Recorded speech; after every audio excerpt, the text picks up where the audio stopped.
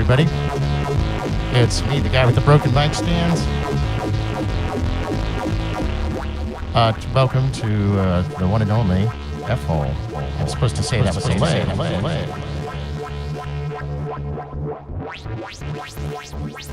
Tonight, my special guest is Professor Aaron Lanterman from Georgia Tech University. He's playing in a You're right, Ga Institute of Tevhnology. I didn't go to school. But he's playing a marvelous Korg MS-20, and I'm going to interview him a little later, but he was playing so good during sound check. Just going to start with this beautiful music, and I may join him. And you're tuned into the F-Hole. Thanks.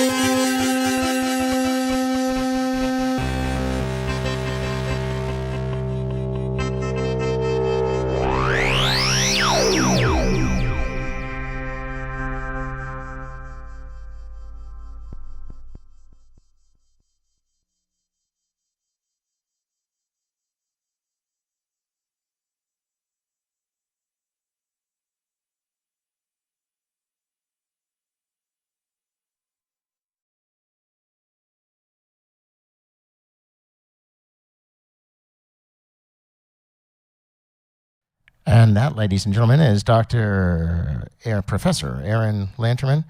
And I'm your host, Paul Mercer. We're going to plug in another microphone and talk to each other about music geek stuff. I hope you're having as much fun as we are. You're here live on the one and only F-Hole. F-Hole. There's one of them. Actually, there's two of them on every violin. You can get a violin. You have as many F-holes as you want, because there's a really cool part of the violin. You got to have four strings. One of them's a D string, one of them's a B string, one of them's an A string, one of them's a D string. We'll be right back. One of them's a D string. We'll be right back. One of them's a D string.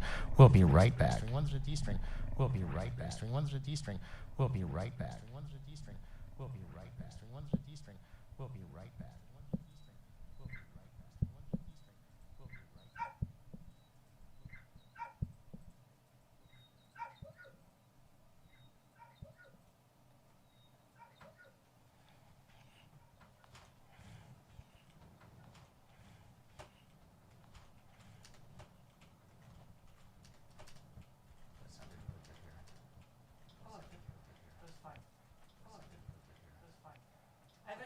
Done that before, just kind of like jamming out. Done that before. I haven't actually done that.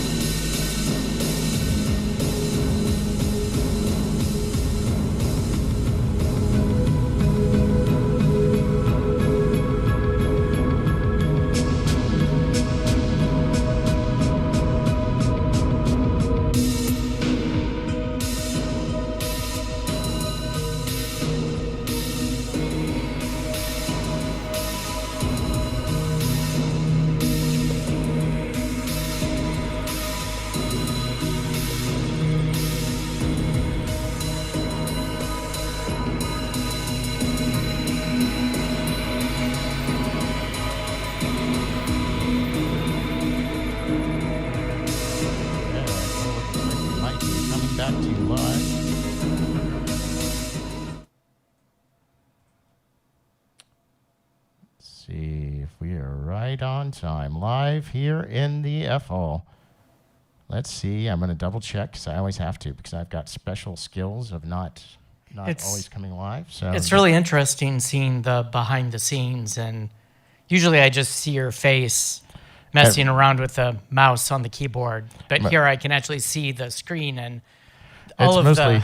Yeah, it's mostly me trying to find a window. Okay, let's see. Looks like the control, is that Ableton Live? Yeah, that's Ableton Live I'm using for the digital audio, and this is OBS, and then... Looks like the control station or control panel for the space shuttle or something like that. Oh, God, I would not want to be on a space shuttle when I'm driving it. So, hi, Aaron. How are you? Hello, I am doing well. Thank you for having me. I'm going to double check out. I've enjoyed watching the shows, so it's fun to be here. And you all can't see it, but like, there's a beautiful. Is this Buddhist? What is this? It's actually. So y'all can't see it. It's Indian. Imagine Buddhism up here. And it's got Ganesh. Or it's got Ganesh. Yeah. Okay, so Hindi. And, it's basically an arch from a wedding set of furniture that we have downstairs that Sarah found. That's really cool looking, and it's got these really gilt ornate columns and everything. It's I'm using it temporarily up here because it looks neat. Yeah. That's Ganesh is the remover of obstacles, I think, and those are peacocks and I think in this context, the swastikas are actually an ancient good look. Right. It's in the correct, proper, peaceful version and not the perverted version that people used. Although I'm not Hindu by any means, but Ganesh is one of he's like the folk hero god, I think, because everybody likes his story. Mm-hmm. He gets his head cut off and they put an elephant's head on or something. Yeah, but they think the gods could come up with another head other than an elephant head. Yeah, I don't know. It's probably like the Greek gods, and somebody was getting back at somebody. I think that was actually it. I think it was somebody's getting back. Yeah, they tend to do that. And anyway, Ganesh is the remover of obstacles, I think, and that's another reason people like it because it's supposed to gets problems out of your way. Right. Don't think it's working for me, but I do think it looks cool. Wow, we've got this great radiant lasers shooting out around us. I have to use this background more often. Right. And apparently this is dibble or dribble? Yeah, that in the corner is dribble. Throttle work. Later, maybe when we take our break to set up instruments again, I'll... It's sort of like... It's giving me Saw movie vibes. That's what really people creepy. Say. I've never seen any of those, but he's... very creepy. First three are okay, then it just sort of disappears up its own mythology after that. He's like he's sort of like an alter ego. He started in a Dungeons & Dragons game as a character. I was using him to... play, I don't know. It was an argument. How much D&D do you play? Or have you? Well, I used to back in the day, but I'm an avid computer game role playing of the old school Ultima variety. Oh man, God, I remember I was thinking the other day about the Bard's Tale. Yes, I remember that game. Oh man. Yeah. Oh God. So now when we first, we're about the same age, right? Yeah, I'm 5 decades. 5 decades. Half a century. L, and I guess in Roman. Is it LL? I think it's just L. I think they're missing the O if it's LL. Yeah, I think we're about the same era. And so now when we first met, I noticed you had a Commodore 64 in your office and you had the first video game you wrote. Yes. Now, you wrote a video game for Commodore 64. That is way more. Or actually, that was there's two in question. One was in 7th grade, they had TRS-80s. And so I wrote a little light cycle game for that. And I have a printout of that. And at some point, I would like to actually put a TRS-80 emulator or something online. That would be awesome. Play it. And the other one was a role-playing game I wrote for the Apple II. That was a freshman independent study project kind of thing for the gifted program or whatever they called it at the time. I think it was called DARE actually, but then I think later they changed the name because nationwide DARE became the name of a anti-drug initiative, and that's right. Yeah. Didn't want brand confusion. And now I was in a program called SCORE when I was a kid, and I remember thinking. How do you spell Scoreva? Score, like score, like you've like musical score. Scored, yeah. Okay, not Scoreva. Scorva would be interesting. But, you know, at the time I thought it was because I was special and smart, but now I think it was just because I was special, because I started to think back to that program and I was like, really was the weirdest kids in the school. I knew I was in a special league when I turned in a project in the 5th grade or 4th grade. And it was a school project, and I'd made this diorama with clay dinosaurs, you know, and there's like the pterodactyl on wire and everything, and blue sand for water. I was very proud of it. Well, I got to, you know, I went and looked at the little projects later at lunch or something, and there was another kid's name on my project. So I found my teacher. I'm like, hey, what's up? This is my project. It's not his. And she goes, you're in the 4th grade. You're too young to have made this. This is your project over here. And she points to another project. So somebody had switched the names, right? And I looked at the other project. And even in the 4th grade, I was like thinking like, okay, this is that guy's family tree. Like it was a family tree. That was the project. And I was having the hardest time convincing my teacher that you are not this person. No, she thought that I had done that project, and the guy whose family tree I had done my project. And I was like, I don't think we're the smart kids. You're like, I think we're special. Well, anyway, yes. So how are you? Okay, let's talk music tech. Yes, absolutely. So so you made video games, and what was your first piece of music technology? Your first exposure to that would be a sequential multi-track synthesizer. So Sequential is a company that's probably best known for making arguably the first commercially successful polyphonic synthesizer, the Prophet 5. Prophet 5, good name. Yeah, late 70s, used by Peter Gabriel and folks like that. The pad of Phil Collins in The Air Tonight, that's a Prophet 5. Oh wait, oh my God, yeah. Isn't the drum machine soft. The drum machine in there is from a specific type of organ as well, right? It's very organy sounding. I think it's a Roland CR something. I would have to look it up. I love it because it's just so brutally simple. He was very good at mixing the electronic sounding percussion, then the loop percussion with the live drums on top, very famously. So the first synthesizer was a sequential multi-track, which was a vastly cut down, cost reduced version of something like the Prophet 5. And then I had 2 cassette decks, and kids these days, you don't know how good you have it, all of this music tech. 2 cassette decks, and I would record on one of the cassette decks and then play that back through a Radio Shack mixer. And then I would play another part on top of it and then bounce and record that to another cassette deck and then bounce back and forth. And my microphone stand is... Yeah, we were discussing earlier, here, I apologize. Close enough. We were talking earlier about the benefits of having limited options when you're learning something new, because if everything's thrown at you, there's infinite possibilities. You don't actually have any idea where to start. If there's only a few initial apparent possibilities, you tend to go with the few tools you have, build as much as possible, and then when you're ready, seek more capability. And it goes both directions. It can be terrible because nowadays you pull up your synth and it has 1,000. You pull up your synth and it has 1,000 presets, and it's easy to go for 2 hours and only have looked at presets. But it also goes the other direction because think about I remember when I was playing on one cassette deck, playing that back and overdubbing on top of the cassette and then re-recording. Of course, the hiss and the noise buildup was horrible. But you pretty much did what you need to, you started and you ended. There wasn't any punching in. It was just you had to play it, and you had to play it right, and if you got it wrong, you had to redo it. And then later on, my wonderful parents bought me a Korg DSS-1 sampler, which was my introduction to sampling. And then it went on to the Tascam 4-track Portacassette. And that was a big advancement over bouncing from cassettes. So you had 4 tracks on the cassette. But, if you used up... And so my friend Eric James, excellent guitar player, would come over and play guitar, and our friend Pat Creason who played bass, and we had various people who played drums or sang or whatever.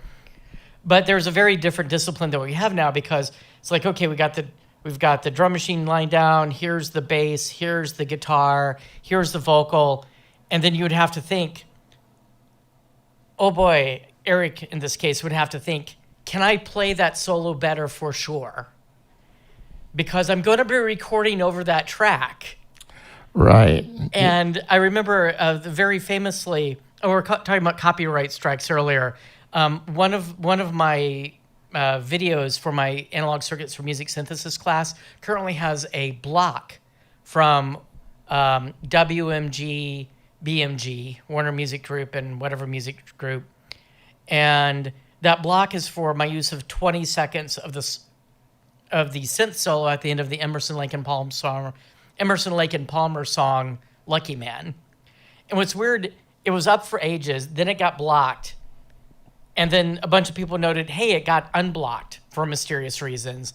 And now it's reblocked for a mysterious reason. So I don't know what to do with it. So from the other end of that, and I deal with this in the most hilarious way, I get like blocks from myself, because I'm using an aggregate service, CD Baby, for a bunch of my recordings when they partner with YouTube, and that's good when somebody uses my music. That right. You know what I mean. And what I have it set for is they will contact that person and go, "You're using copyrighted music," and I have it set so they can go ahead and use it, but then YouTube installs an ad on it. Well, actually, most of the and I've always used in my classes, I've always used real examples.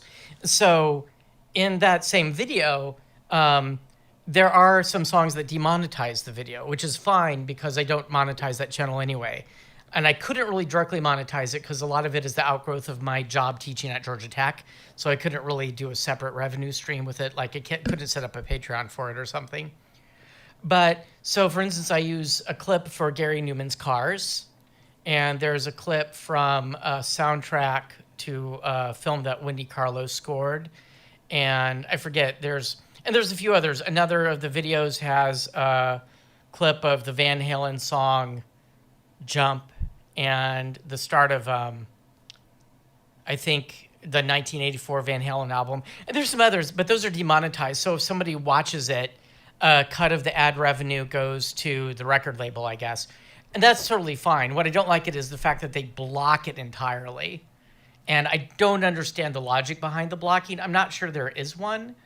It's, I don't think, like many times maybe it's automated. It was completely done by bots and algorithms, but it's somewhere along there's a decision chain that's been made, like in the event of X, do Y, Mm-hmm.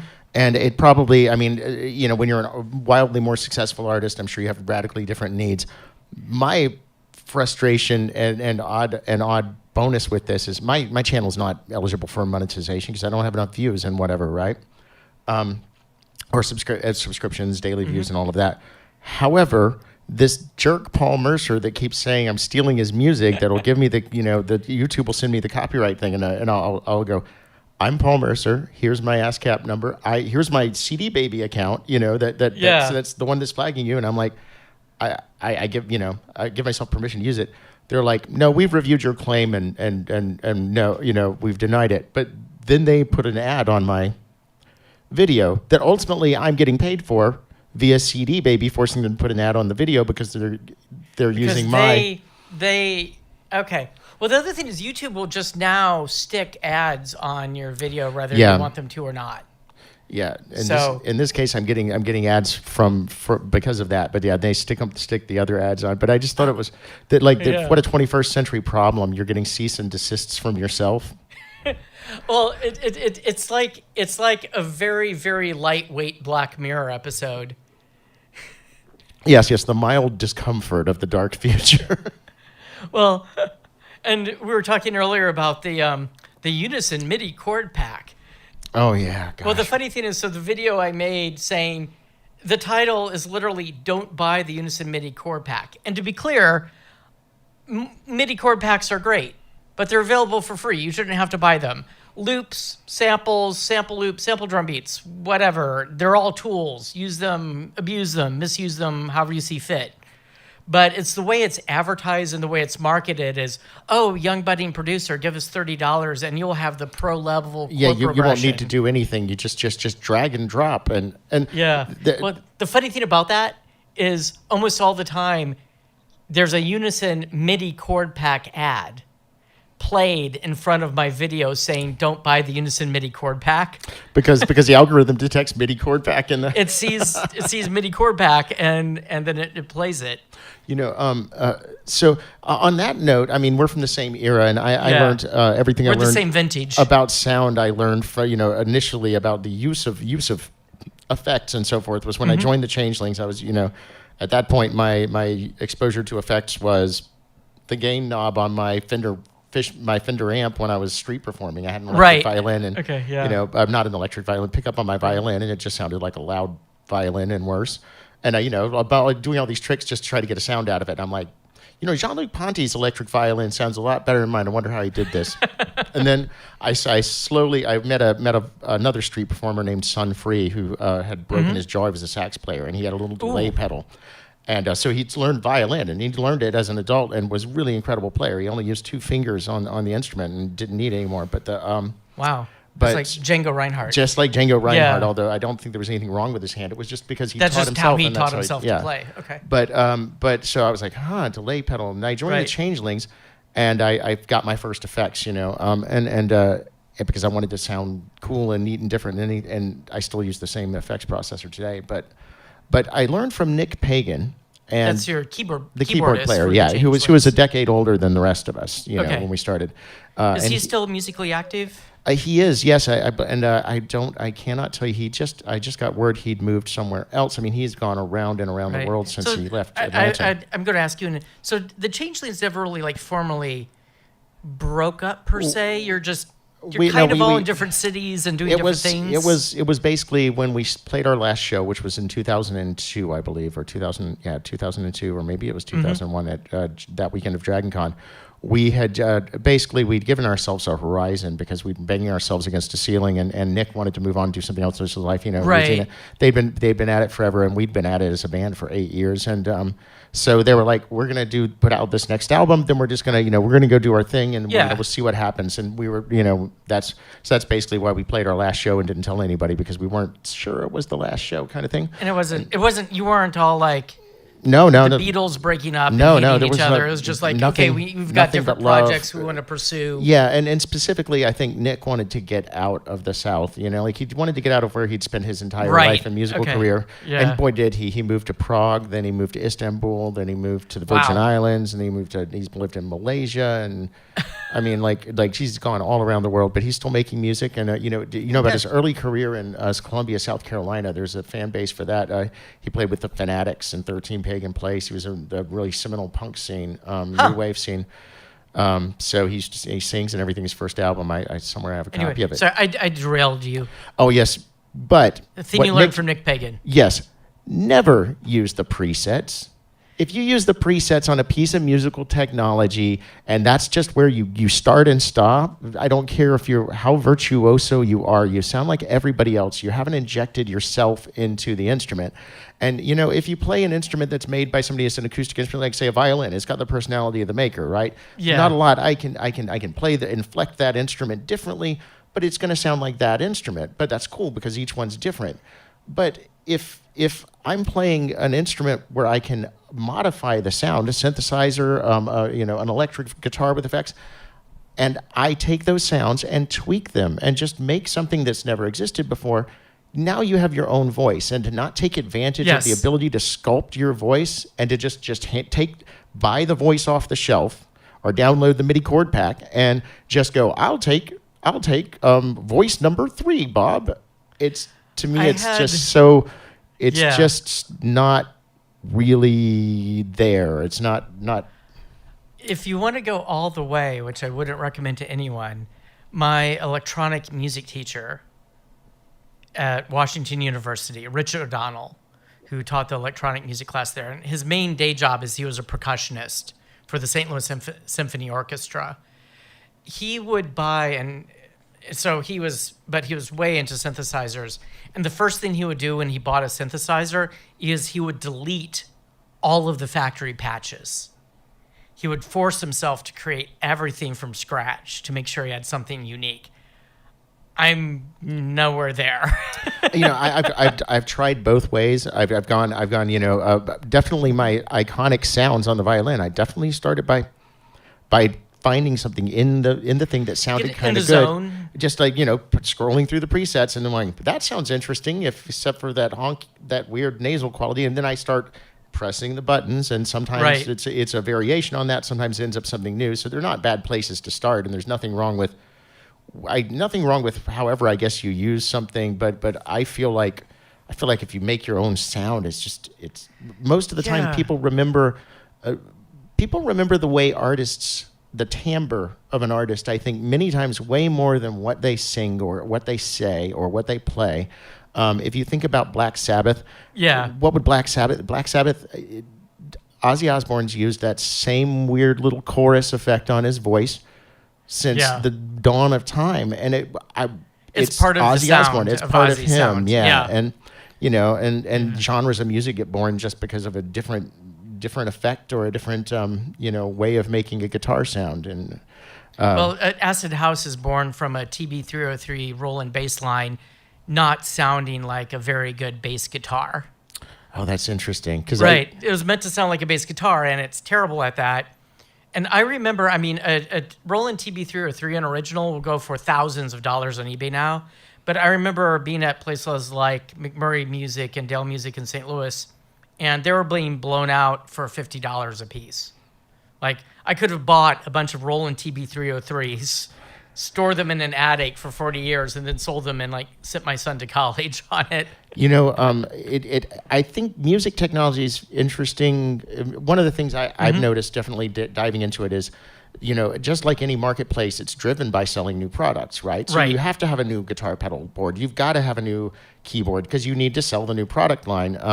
And I find that many times, because it takes a while to learn tools, the real utility or the thing a piece of gear will be known for oftentimes doesn't come about when it's new. It comes about years later. Right. And usually at a time when they've stopped making it. And so, and it's funny how everything goes through that cycle of being new and cool to being crap, to being a few people are noodling around with this old thing, to suddenly being this amazingly valuable, rare thing. Right. Speaking of amazingly valuable or just rare things, what's the coolest instrument you've run across in? I know you guys have quite a hoard there at Georgia Institute of Technology. Actually, so Georgia Tech, its music program is actually fairly new in its current form. So occasionally people say Georgia Tech music. Well, there are departments at Georgia Tech that are outside of engineering and outside of science, because one thing Georgia Tech doesn't want to be is just tech, because then you get boring scientists and you get boring engineers. And we also want to make sure that people can come to tech, and if they have a creative background, that you don't have to give that up, because we want to be the opposite. So, hello, people looking for school right now. If you go to music school, if you're going to Juilliard, you're expected to give up everything, and you're going to live and breathe just music. Engineers like that are boring. We don't want engineers who just live and breathe engineering. So we want students to be able to explore musical sides or artistic sides of various sorts. So the music tech program started when we had basically the School of Music wasn't a school yet. And there was a time before I was there where it wasn't even really a department, where it was basically a service organization so students could have this creative outlet. At some point, they hired Frank Clark, who was the founding chair of the School of Music, to actually build it into a real program. And when he was there, and this was very shortly after I was hired there, they hired Gil Weinberg to start their actual music technology program, because it wouldn't make sense for Georgia Tech to have a full-on traditional music program the way another school might. It just wouldn't make sense. But because it's so relatively new, much of the equipment is like the Ableton Push you have before you. It's all computer digital. It's all basically computers inside, because that's a computer with just a different kind of keyboard inside. And before about 10 years ago or so, pretty much every keyboard you would buy at Guitar Center is basically a PC with a musical keyboard instead of a QWERTY keyboard. And inside's a computer running algorithms. Something like, I think the Korg, was it the Mini State? The Waves? No, it's called the Korg Wave State. Inside, it literally has a Raspberry Pi compute module. And a bunch of people criticize. They're like, oh, Roland's being so cheap. They're using a Raspberry Pi. I'm like, no, it's a computer running an algorithm. Do you like the way it sounds? Yeah. Then who cares what's on the inside?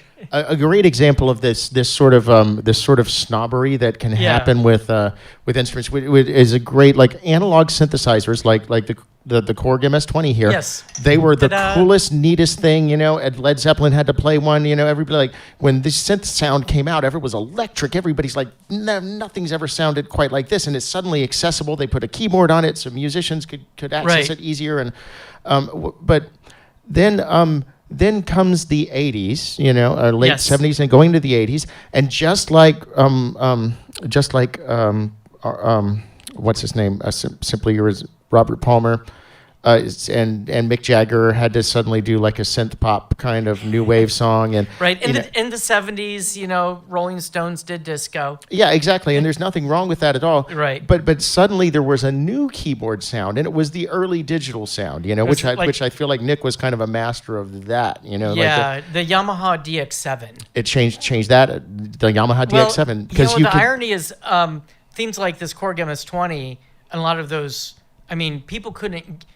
You couldn't give them away. Yeah, a memory mode now. A memory mode would go for something like $10,000 or more, and people couldn't get rid of them. Yeah, because everybody wanted the new right. digital thing, because you could, look, I've got a Kittle drum, or I've got a trumpet. You could get a new sound out of it that you could not. You just physically can't get out of the analog synth. But the funny thing was that immediately people just like, well, this is the old, this is the new. We're embracing the new. The old is inefficient, and who's ever going to use analog anything? And we've watched it come full circle, where suddenly the analog thing never quite went away, and they were always kind of purist, and then that kind of crept back into things, and people started to realize the really unusual nature for it, because it's not. And then you've to the point where now they're manufacturing the Korg MS-20 again, or a version of it, and there's a lot of actual analog synthesizers being made. I mean, just in the amount of time my analog circuits for music synthesis class I teach at Georgia Tech, taught the first version of that. It was called Theory and Design of Music Synthesizers, which I later decided was too long of a title. First taught that in 2006, and just the change, and that was just at the start of this major resurgence, and the change from then to when I'm teaching now, the one thing I didn't expect then is the actual analog integrated circuits that were part of a lot of those 70s synthesizers that are were very difficult to fix, at least for a long time, because you just couldn't get those chips, or at least not cheaply. There's actually manufacturers making those chips again. So that's why Dave Smith Instruments and a bunch of these other instruments that are coming out now are using these kinds of analog chips, because they're actually and I would never have expected that there would be enough of a market to actually, because to make an integrated circuit, you have to make it economically viable, you have to sell a ton of them, because the setup costs to create that initial mask, to create the wafers to make your chip, the cost of that is astonishing. So the fact that there's enough of a market, that there's companies out there making and actually designing new, like, so Dave Rossum from Emu Systems, who did the emulator sampler and the drumulator, is it the drumulator? I think it was the drumulator drum machine. And but they got their start in analog sense, and so he designed a lot of the original chips used in stuff like the Sequential Prophet 5. He's now working with companies to design new chips, which is really astonishing. Oh, it looks like my mom is listening. Hi, Mom. Hello, Mom. Hi there.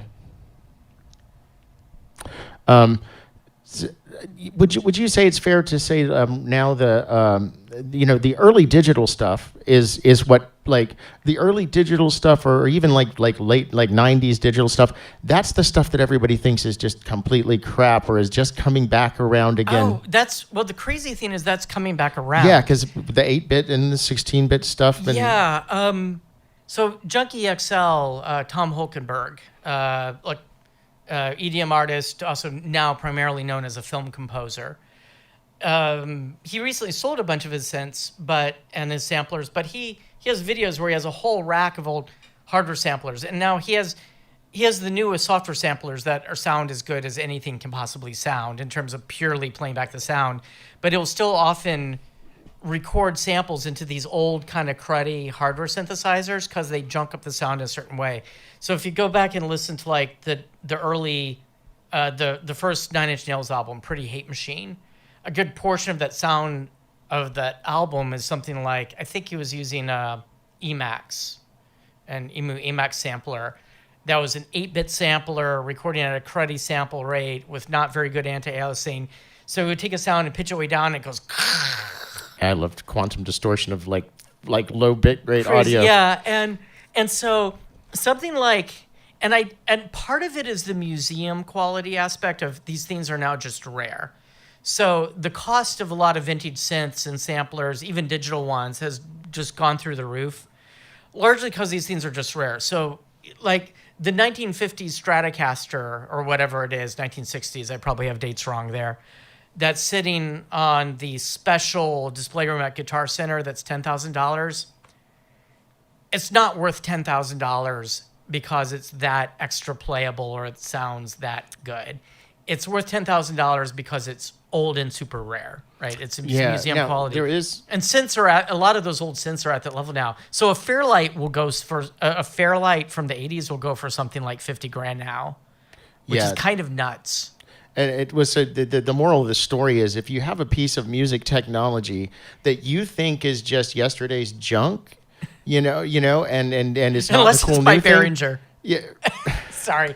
Okay. Maybe. Forget that I said that. Ignore that. Probably you should hold on to it for 20 years because and I think a lot of this is due to the quirkiness of musicians. The work of Stradivarius was very well received in his time, but he was not by any means. He wasn't considered God. Yeah, he was not the violin that everybody copied. That in fact that whole the town in Italy, Cremona, where Stradivarius, Joseph Ranieri, Del Gesù, and all of them lived.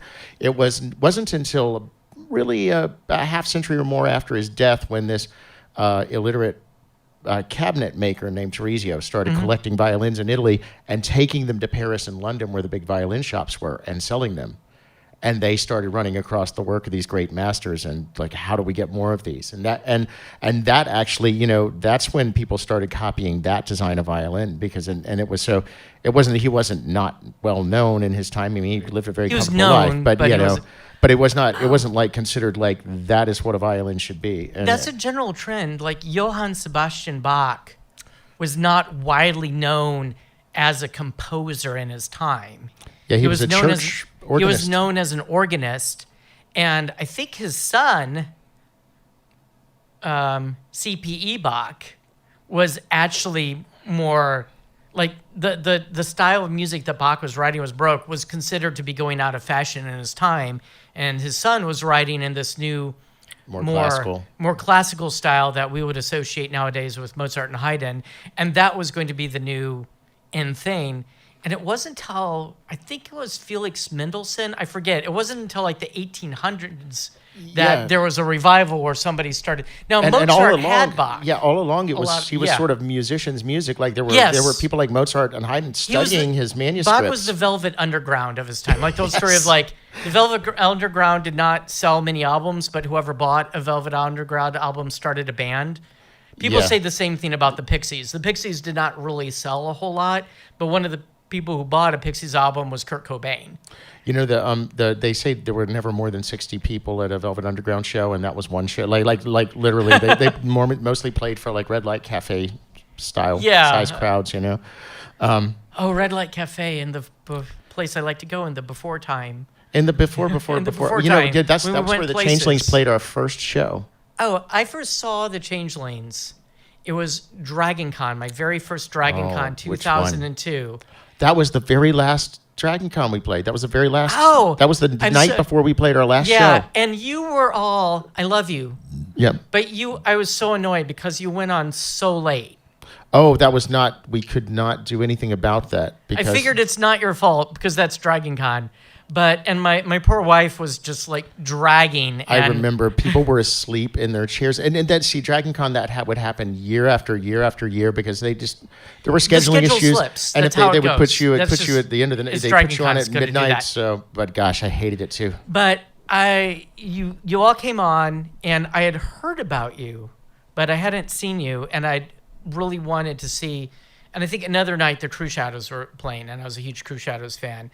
But I had to leave partway through the show because my wife was passing out, and it was super late. But you all came on, and what's the song that starts? The violin goes do do do do do do do, and the vocal line is "I left already knowing." Oh, Parallax. And it's the first song off that album. Yeah, and it just blew me away. I was just like, oh. That is so amazing. And then you broke up. We didn't break up. We hit the pause button. You know. We saw it. I saw another show. I forget where it was like this little downstairs place near a Chinese restaurant, somewhere on like Ponce. Oh my God! Was that? It was like this weirdy art show, gothy art show. Yeah. The Changelings weren't playing there. I was playing there. That was the last show. Was there Indian classical music going on? I think so. Yeah, that was the last show I played with my teacher Rafiak Barzada. That was right after September 11th. Oh, wow. Okay. So you must have seen us in 2001, and actually that makes sense in 2001. No, okay. I'm getting my dates wrong then, because this was after the. I could be confused. Yeah. Anyway, yeah. But I saw Changelings as Changelings on like one other occasion, but it might have been a special gig or something. Yeah. But anyway, I thought it was awesome, and then y'all broke up. Yeah, we had an 8-year run. Do you have all of our albums? I'll dig what I've got up here. Make sure you've got the whole thing. Well, I love the fact that it sounds like you're like working with Regina here and there. Like y'all are still doing things here and there. Well, and I actually got the band back together and tried and recorded a new album in 2011. And was that the one where your record label messed you over? Yeah, I don't want to talk. Okay, sorry. I don't want to bring up bad memories. Basically, yeah, we put together a new album and sent it to our label, and they were like, basically, yeah. Anyway, so that one's still in the can. Eventually, it's part of the change of technologies.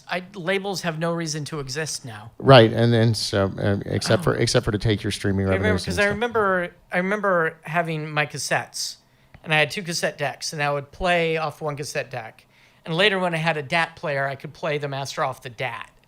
If that was the digital audio tape. Digital audio tape sounds great. I've got DATs of Changelings here. Try to get the stuff if you get access to it. I've got 1 or 2. Get stuff because they're losing their oxide. Oh yeah, they're losing bits. If anybody who has digital audio tape, get that archived ASAP. Oh, that's I've got some that's stuff great. I've got a portable DAT player downstairs. Yeah. So. But I was in. So I would play off the DAT or whatever, and I would put in the little cassette tapes, and I would hit record on them, and then flip them over, and then I would print out on the laser printer the little labels and put the labels on them, and put your little cover letter and send it off to some little music zine, and desperately hope somebody might listen to it someday. Now, you can take, 2 minutes, and everybody in the world can hear your music. That's better.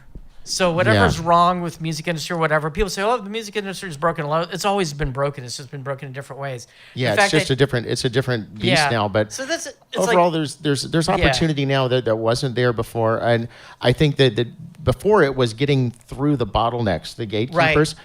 Now it's a different thing. It's getting rising above the noise. It's finding your audience. Yes. It's helping your audience find you because there's so much out there now. And it's pretty much, it's the same thing in the game industry now. So you've got things like the Unity game engine that lets you create games much more easily than you used to. And now there's services like Steam that you can put your game up there and everybody can download your game on Steam. But if there's like 8,000 Paul's gone to let in the dogs, I think. If there's 8,000 games on Steam being released today, that's not a real number, I made that up. Then the question is, how do you get your game discovered, or how do you get your music discovered when there's so much music out there? So it's not a question of like, everyone's sort of like, how musicians will be paid for the music. It's like, nah, your song is the loss leader. Your song is you put your song out there, and your song is to get people to pay attention to you, and then you have to figure out how to monetize yourself later. That's just the new model. Yeah. And I think it's a better one. Overall, it's a better one than some record industry deciding that your song's not going to get out because they're going to pay the radio station to play somebody else's. Admittedly, it's exhausting developing a new business model every 5 or 10 years, but the tech's going to push it. It's yeah. I mean, that's always been the case. It's never recording's really new.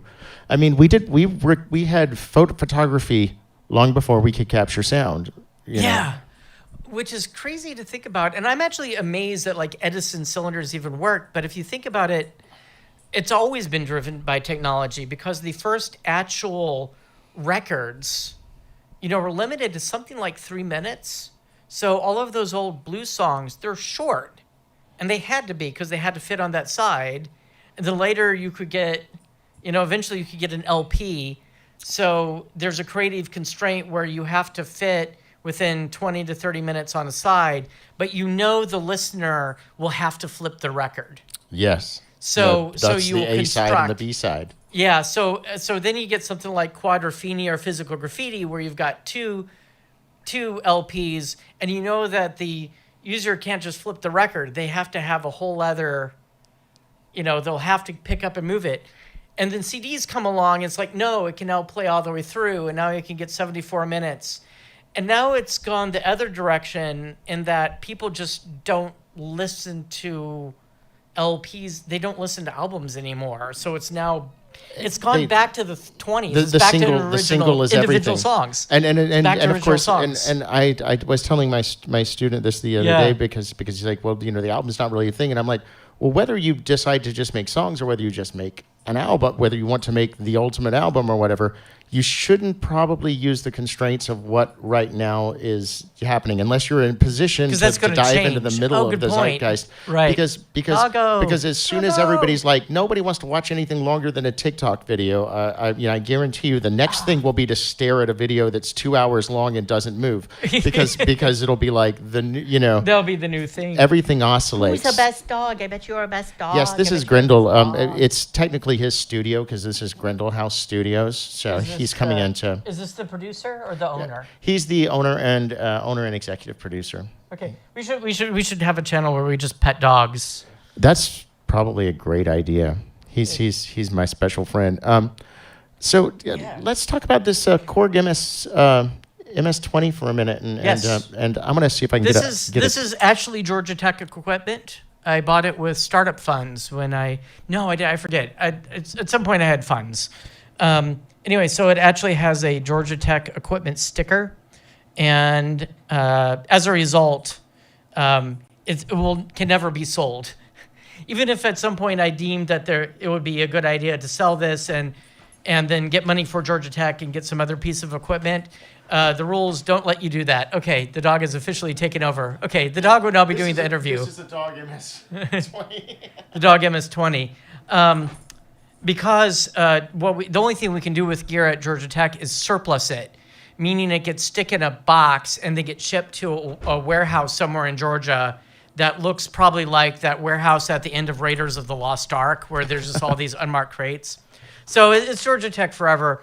But I often use this in class demos, not just in my analog circuits for music synthesis class, but also just my general classes I teach to either sophomores or juniors on signal processing. Because we start with oscillators, so I have triangle waves and sawtooth waves and square waves and pulse waves.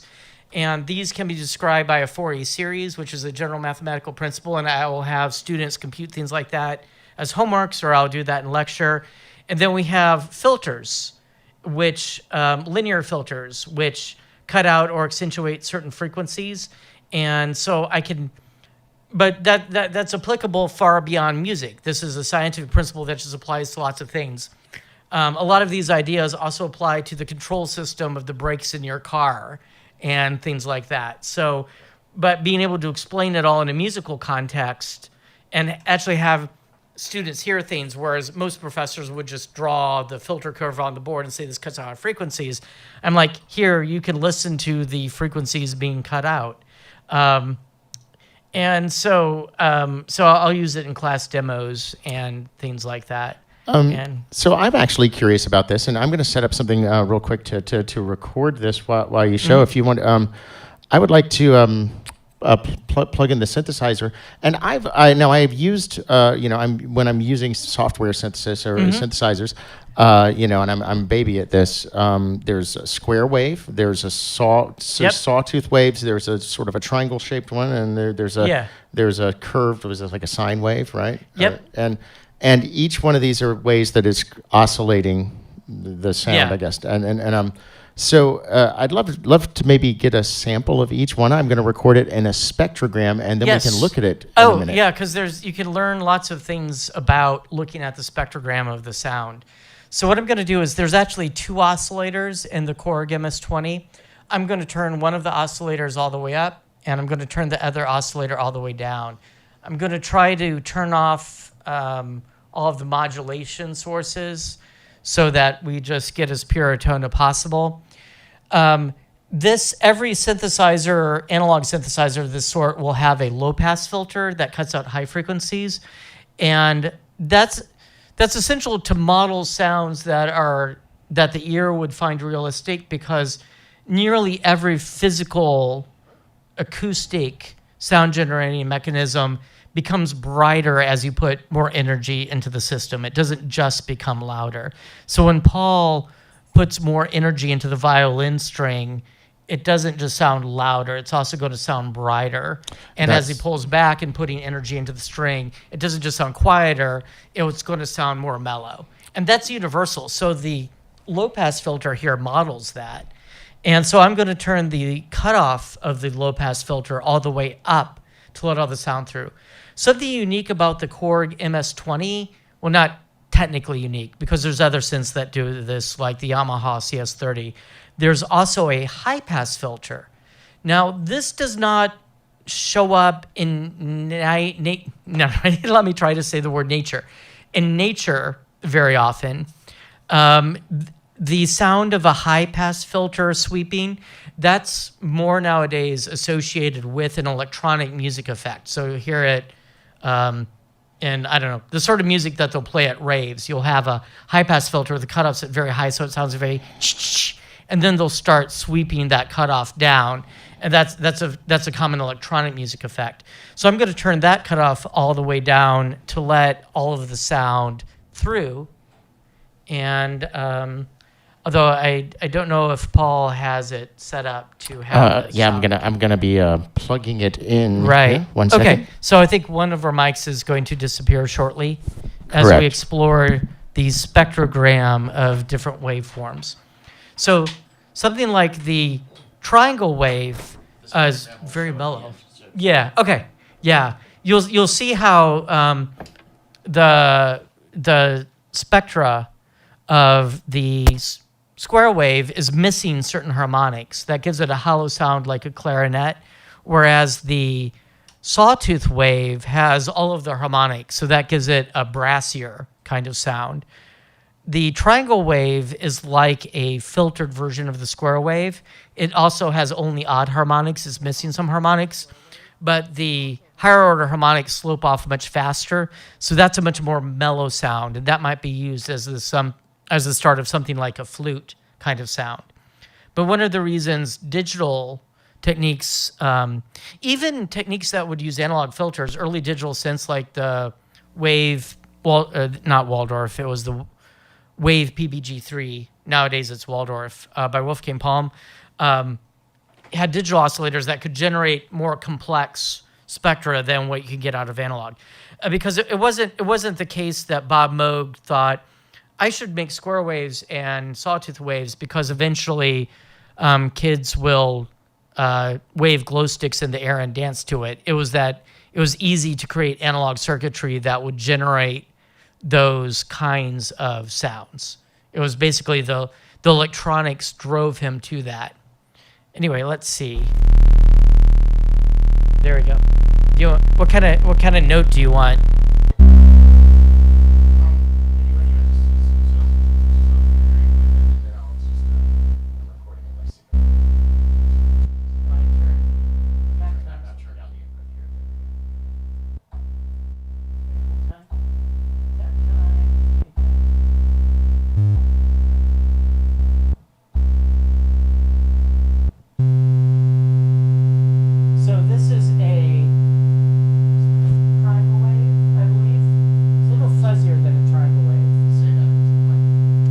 This is, actually, let me try the different waveforms.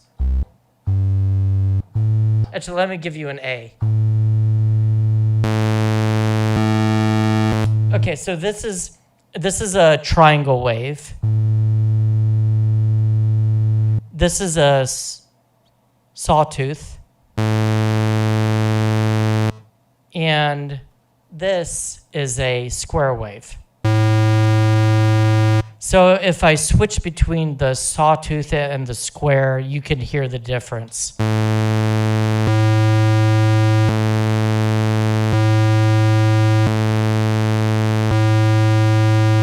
Is that some useful data? Yes. Okay, so we took some data. Okay, so I think Paul is playing around with waveforms or something like that. Yeah. And we'll look at spectrograms. Yeah. And you could do other things with this.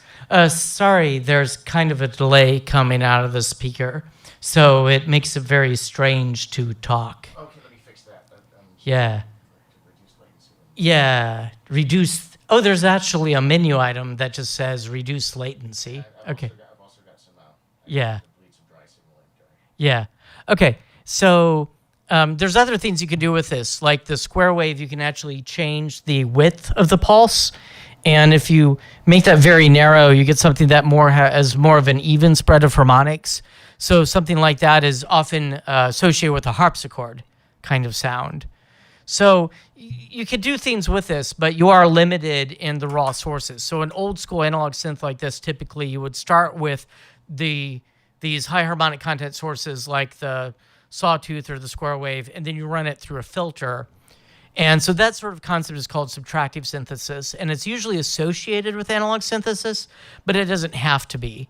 So there's other synthesizers, some that might have a digital oscillator that might generate a more complex waveform originally, but you might still place it through a low-pass filter that you sweep and it goes wow, as we are wont to do with such things.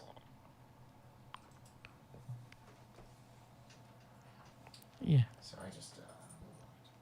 Okay, so can you actually show your screen there? Yeah, sure. So I'm pulling up a spectrogram here. So those of you who've known me as I've been building my studio have been very patient with my spectrogram madness. I'm pretty obsessed with this. So let me add a window here to OBS. This is usually the point in the F-hole where I fire an intern, because this is where it all goes awry. Let's see. Window. Oh, it looks like it's going to do it. Okay, there we go. Now I'm going to put the little spectrogram on the screen here. And I'm just going to get this over here, transition. There you go. So what you're looking at here is a piece of software called Isotope RX7, although I think they have RX8 now. Which is great. Yeah, it's the industry. I've got it. Yeah. Yeah, it's what everybody uses for audio repair. And you were just talking about get copies of your DAT tapes because the iron oxide's falling off, and anybody doing archival work with audio, people use this for voice print recognition, forensic stuff, all kinds of things. So anyway, so here's Isotope, and here's I believe our different waveforms that we were just talking about right here. Oh yeah, so you can see. You can see the different ones. Yeah, so you can see I'm gonna have it. I always have to be careful about doing this when I'm lecturing, which is to point at things that the students can't see. Oh, you're welcome to use the mouse if you'd like to mouse over. Yeah. Yeah, but I think you can see it. So the places that you'll see horizontal lines, those are places where I'm playing one of the notes. And the places where you see suddenly a vertical line, that's where I'm transitioning in some way. And the fast Fourier transform algorithm that's trying to figure out the frequencies has trouble understanding those transitions. The place where you see wavy lines Is speech. And so that's because unless you're talking like a robot, doot, doot, doot, doot. In fact, I should be able to play, and you can see where the cursor is, and you'll be able to actually see the sound in motion. So let's see if I get my window open over here. Window capture. You got a little guy that looks like. Let's see if this. You should be able to, but let's see what happens. Okay, I'm hit play on the isotope. See if my. So we have desktop audio turned up. So hopefully it's coming over the stream. Yeah, in theory, that's what's going to happen. There sure we is. What kind of note do you want? Yeah, it's coming through. It should be. Actually, it's coming through.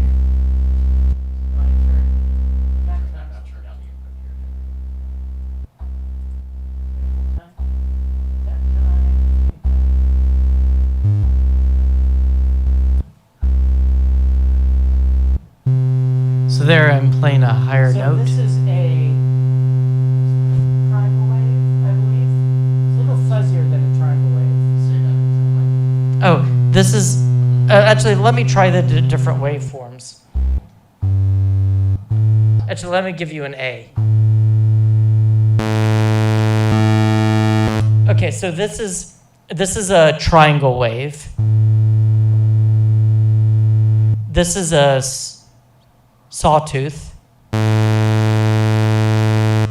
and this is a square wave. So if I switch between the sawtooth and the square, you can hear the difference. You can see how the harmonics drop out for the brightness difference for the odd. Is that some useful data? Yes. Okay, so we took some data. So you can actually see the difference between the sawtooth and the square wave by looking at the harmonics. So all of the odd harmonics are going to be a same brightness, more or less, all the way across. But the even harmonics you'll see go from bright to dark, depending on if the sawtooth wave or the square wave was playing. That's cool. Yeah, I love. I would say that the spectrogram really accelerated my learning some aspects of engineering, because previously, if I wanted to relate, say, a number for an EQ, I know A440, right? So I think about my open A string on the violin, and I'm like, well, it's higher than 440, but nothing really illustrates it. Like the spectrogram really just cemented these frequencies in my mind. Now I can hear audio. There's the note. There's the note, and there's where it is on the spectrum. And so now I know we use fast Fourier transforms fast Fourier transforms in a spectrogram. I know you mentioned Fourier when you were talking about the synthesizer, right? So who was he or she? So Fourier was actually not thinking about synthesizers, or for that matter, music. I think Fourier's main application for the theory was he was studying heat, thermodynamics, the way heat would disperse in a body. So you can write down these differential equations that describe the way heat disperses in a body, and he was trying to solve those. And those equations and the equations that govern things like circuit behavior, if you have resistors, capacitors, and inductors, those are called linear equations. And these were linear differential equations. And he thought, the basic idea is if the solution was a sine wave, he could easily figure out what the correct answer was. So his notion was to try to take a function. In his case, it was heat, and here it's a piece of audio, and decompose it into a bunch of sine waves. And if he could solve, and this is huge, this is not just in music or audio, it's through all of engineering and all of physics, down to the level of quantum physics. So quantum physicists think about this a lot. Because if you can write a signal in terms of sine waves, it tells you a lot because you can understand how something operates if you understand what it does with a sine wave. So that tuning fork sound is really fundamental. Like all of these tones, you can think about being created by a bunch of tuning forks, all of at the correct frequencies, each tuning fork at the correct amplitude, and each, also very important for some applications, each tuning fork at the correct phase. Phase relationships can also be important, particularly for transient sounds. And phase is basically, if you can imagine a wave two-dimensionally, it's up or down, right? And you can have two speakers going la like this. Right. And you can have things in or out of phase. If they're in or out of phase is basically where those things overlap or don't. I mean, you could think about it when you watch two waves on the water, and drop two pebbles in. You'll see a place where those waves will interact. And there would be places where if one of the wave is going down and the other going up, they actually cancel out. It's the sort of thing that makes acoustic treatment in a room like this extraordinarily difficult. Because you can get these. There's a lot of immediate reflections, but there's also the standing waves that build up where it hits one end and it comes back. Parallel surfaces are really a problem. If they're exactly in a small room like this. It's just. It's going to be difficult to deal with, but it's fundamental to all of science and engineering, this idea of everything's made up of sine waves. So the weird thing about Fourier is people did not believe his theories for a long time, even great mathematicians of the day. Now, when was Fourier alive? That's a good question, and I don't know off the top of my head. I'll ask Google. I have Google. Oh, there you go. So You ask I'm Google. going to go ask Google. I think 1700. 1700. So obviously there was no music equipment to do it, but I bet theoretically you could apply it. Right, and what we know now is the fast Fourier transform, which is Right. a way for a computer to do this efficiently. It was actually sort of, I think, discovered by Gauss. Again, very early, hundreds of years ago. Gaussian. I know Gaussian is a style of window or a style of Fourier transform you can use in window. Yeah, so the Gauss and the Gaussian window, that refers to the shape of that window. And Gauss is also, he did a bunch of math, but known for the Gaussian distribution, the bell-shaped curve in statistics. Okay. And so that's actually related. I know that from playing Dungeons and Dragons. That Gaussian shape is unique because its Fourier transform is also a Gaussian shape. It's one of the few shapes where its Fourier transforms looks like the original. So let's see. Joseph Fourier, born 1768, died 1830. But what's interesting at the time is the other mathematicians of the day, like Legendre and Laplace and Laguerre, like other mathematicians whose names started with L, they were skeptical of his theories because what Fourier said was that you could take something like a square wave, which has these big sharp edges, these big discontinuities, and you could represent it as a sum of sine waves that are essentially infinitely smooth. So he said you could take an infinite number of these smooth functions, add them, and create this big discontinuity. I'm boring the hell out of everyone. Sorry, I do this for a living. I find it fascinating. I do this, several times in the Grindel. Oh, they said the lost change. Hey, that's Damon, Nomad. His number play. Greetings. Yeah. So people thought he was nuts, and the actual tools to rigorously prove that Fourier... So people accepted what he did and they started doing it. They started using it because they could use his techniques to solve problems. And at the time, most of what was done was like something like a square wave, you could actually write down a piece of math and compute the Fourier series for that. For something like our audio stream, there's no mathematical equation for that. So then you need something like the algorithms built into Ozone to run some computations to compute that for you. But the math to make that rigorous didn't actually come along until like the early 1900s. But people used the techniques for a while with this thing called measure theory. But people used the techniques for a while. But very early on then in the 1800s with folks like Helmholtz, they recognized that Fourier's understanding of sound was the key to understanding everything. So people actually build built mechanical computers to try to compute these Fourier series where...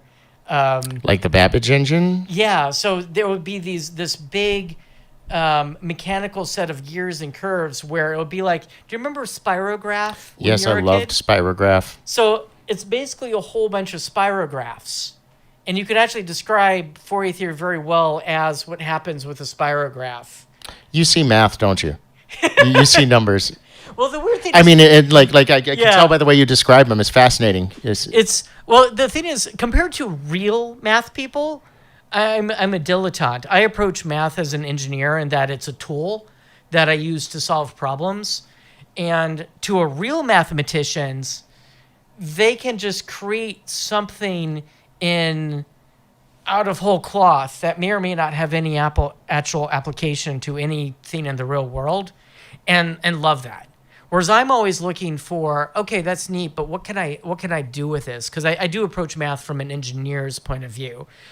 Compared to average people in an average room, yeah, I probably see a lot more math than most well, I mean, people do. everybody approaches disciplines a different way, and some people are very visual. I found, spatial, visual, and it might just be your way of communicating it. But I have a feeling that the right mind would go, oh, a series of spirographs, bing, there goes the light bulb. It's if you think about if you take a circle, and I just go like this with the circle. And then I restrict it to one axis. So I take this circle, and I project it down to the. It's very weird because what's on the screen is not what we're actually doing. Oh, I'm sorry. That's a few minutes ago. This is looking at the chat. Let me see if I can pop it out. This is a lot. Okay. Yeah. That's fine. I'm just okay as long as I know that I'm not just waving into the ether. Yeah. That's always a question. Yeah. So if you take a circle, and this gets into complex numbers and some tricks used in electrical engineering. So if you just go around in a circle like this and you say, okay, now I'm going to just take my arm and I'm going to take wherever I am at any given moment, I'm going to take a horizontal cut and project that over to my arm. And then I go up and down, I get a sine wave. And if you remember your trigonometry, it's all about angles and circles. I didn't make it to trigonometry. And sines and cosines. So if you think about these sine waves that are all going through the air, you can describe them all as circles. And so what are spirographs? They're little circles built within circles. And so a Fourier series is basically these circles kind of within circles, and they all kind of circle around and wiggle at the right way, so they add up and create a violin tone. And what's really interesting is that it's not just the way those different harmonics are. Like the sounds I was playing earlier, those are very annoying after a while. It's like an organ sound. An electronic organ is a very annoying sound, which is why people add effects on it and things. But the way they evolve over time is pretty much everything in terms of how you perceive this is a violin, that's a guitar, that's a piano. So a lot of early electronic music efforts really focused on just this static harmonic spectrum, but everything sounded like it was just buzzing. It was just right. Zzz. People realize very quick it's how the envelope of how it evolves over time. That's a huge part of how you perceive that sound. There's where I really got fascinated by acoustics, and I didn't realize it was happening at the time, was being a teenager and busking, and I had this little amplifier, and I'm in underground Atlanta, which is a bunch of reflective surfaces. Right. And nightmare. And then you got the crowd noise, and then you got wanting to be heard enough to make enough money to pay for your parking or buy a new string or whatever. But you also don't want to annoy people. And you don't want to blast out the person who's standing next to you. So I started. It was like playing pool, reflecting that sound different ways with the amplifier. And I never really could quite place this until a few years ago. But, the violin's a very tricky instrument in that how it sounds is extremely dependent on where you are playing it. Oh, miking a violin. It's the difference. It's very, very, the reason it is because most, like a lot of instruments, for instance, that speaker, it's projecting sound in sort of a cone. And it's just projecting some sound other directions, but it's kind of linear, more like a trumpet, and the human voice is the same way. We're projecting from our head and our chest and our mouth. And the violin is actually firing sound of different frequencies up and down out of the front and back plates. Right. And the back plate is a higher frequency of sound, is harder, denser wood, and the top is soft softer wood, and it's projecting more bass upwards. And then there's the F holes where the sound's coming out, and it's pinched in the waist. So it literally is like a spider shooting sound out, in almost an hourglass. What is the origin of that pinch in the waist of the violin or the cello? You see it in a guitar too. The violins acoustically is fascinating. I've got a bunch of old violin books I can send you on PDF that are really interesting about I used to be a member of the Catgut Acoustic Research Society, which was a annual. I have to do a shout out. Hello to Max Corner. We'll talk about Max later. Oh, hi, Max is Maxwell. actually one of the students in my retrofuturistic hardware team. He's working on a giant modular synth called the SEP Synthesizer Education Project that's going to go into the School of Music. But anyway, how cool. You were telling me about the violin. So basically, the Catgut Acoustic Research Society was a group of engineers and scientists, not necessarily luthiers, although some luthiers were attracted to it, that did nothing but once a year got together all the papers and everything, scientific work related to the violin and the study of that. Wait, just on the violin? On the violin, that specifically the violin, viola, cello this family of instruments, because as engineering objects, they're some of the most perfectly engineered objects in history. They have clearly evolved. In terms of the, they've almost finished evolving. Like, it's really hard to make it better, and that's fascinating. So it's not just that people are like stale and we can't. Tied to tradition. Like I think electric guitars are like they really optimized. It's optimized. I believe there have been violins as good as Stradivarius and Guarneri del Gesù made since then. I've played a few of them, but they're extremely rare, but overall the design that is so finished that there's been no real evolution, and not just because of tradition, since the last big evolution of the violin was insetting the neck in the violin like this with a block of wood inside, so it could handle a higher playing pitch. Okay. And because opera was popular, and so I'm getting more attention. Can you get more volume then? You can get more apparent volume, and it'll carry further. The history, if you follow any acoustic instrument that's been around for more than 200 years, from clavichords to harpsichords to pianos to any brass instrument, it seems like all of the development effort has gone into one thing, which is figuring out how to make it louder so it can compete with other instruments. It very much so. Electric. At some point with guitars, they had to invent the electric guitar and amplification. Yes. That was the only way to get it louder. Yeah, acoustically as a loudspeaker, according to the research papers I was reading, the Catgut Acoustic Research Society stopped in the early 70s, but it got folded into another acoustic so it got folded. Yeah. It's still going on, but kind of got folded into other efforts. And the violin shop I used to manage we had all their journals, so I started reading them. Was that the Strand, or is that something else? The Strad magazine. I've got some old Strads to show you later. But fascinatingly, when you deal with the amount of force that you're actually using to produce sound on the violin, never mind the chiropractic nightmare of wrapping yourself around the instrument. It is not an ergonomic instrument. But from the calories of energy that's actually transmitted from rubbing the horsehair across the string to the volume of sound that you're able to get out of the instrument, it almost skirts the laws of physics. I mean, it is the most efficient loudspeaker in all of engineering that we're aware of. I never really heard a violin up close very much until I started hanging out with you. And the first thing I noticed was, wow, that instrument is really loud. I've got a Cremonese instrument down here. We'll get it out in a minute. It's really loud, but not that it can't be quiet. But apparent, like just like with the different waves here, what happened when Stradivarius's instruments became popular, the sort of the dominant school of violin making was copying another great maker, Jacobus Steiner. And that was coming out of an era where the viola da gamba was prominent, and there was I want the viola da gamba to come back. And see, largely because it has frets. Performance requirements were different when you're playing in the church in a perfectly quiet room, or you're playing in the noble's house, and there's good reflective surfaces and a quiet and smaller audience. And then opera came in. And that's amazing thing of the person singing, and you could hear them 500 yards away, or 150 yards away in a giant hall being built for it. Then suddenly these instruments that had a flatter design that projected the sound further. The Vio da Gamba just couldn't compete volume-wise. It just went out of fashion, and it's sad because so few of them survived because they went out of fashion. Do you have one that they converted to a viola? Yeah, I've got it converted to a viola. Which is, in a way, it's sad. But in another way, if it hadn't gotten converted, it might have gotten just tossed out. Yeah, because they kind of die without being played. It's weird how many analogies there are. Because I've heard stories about.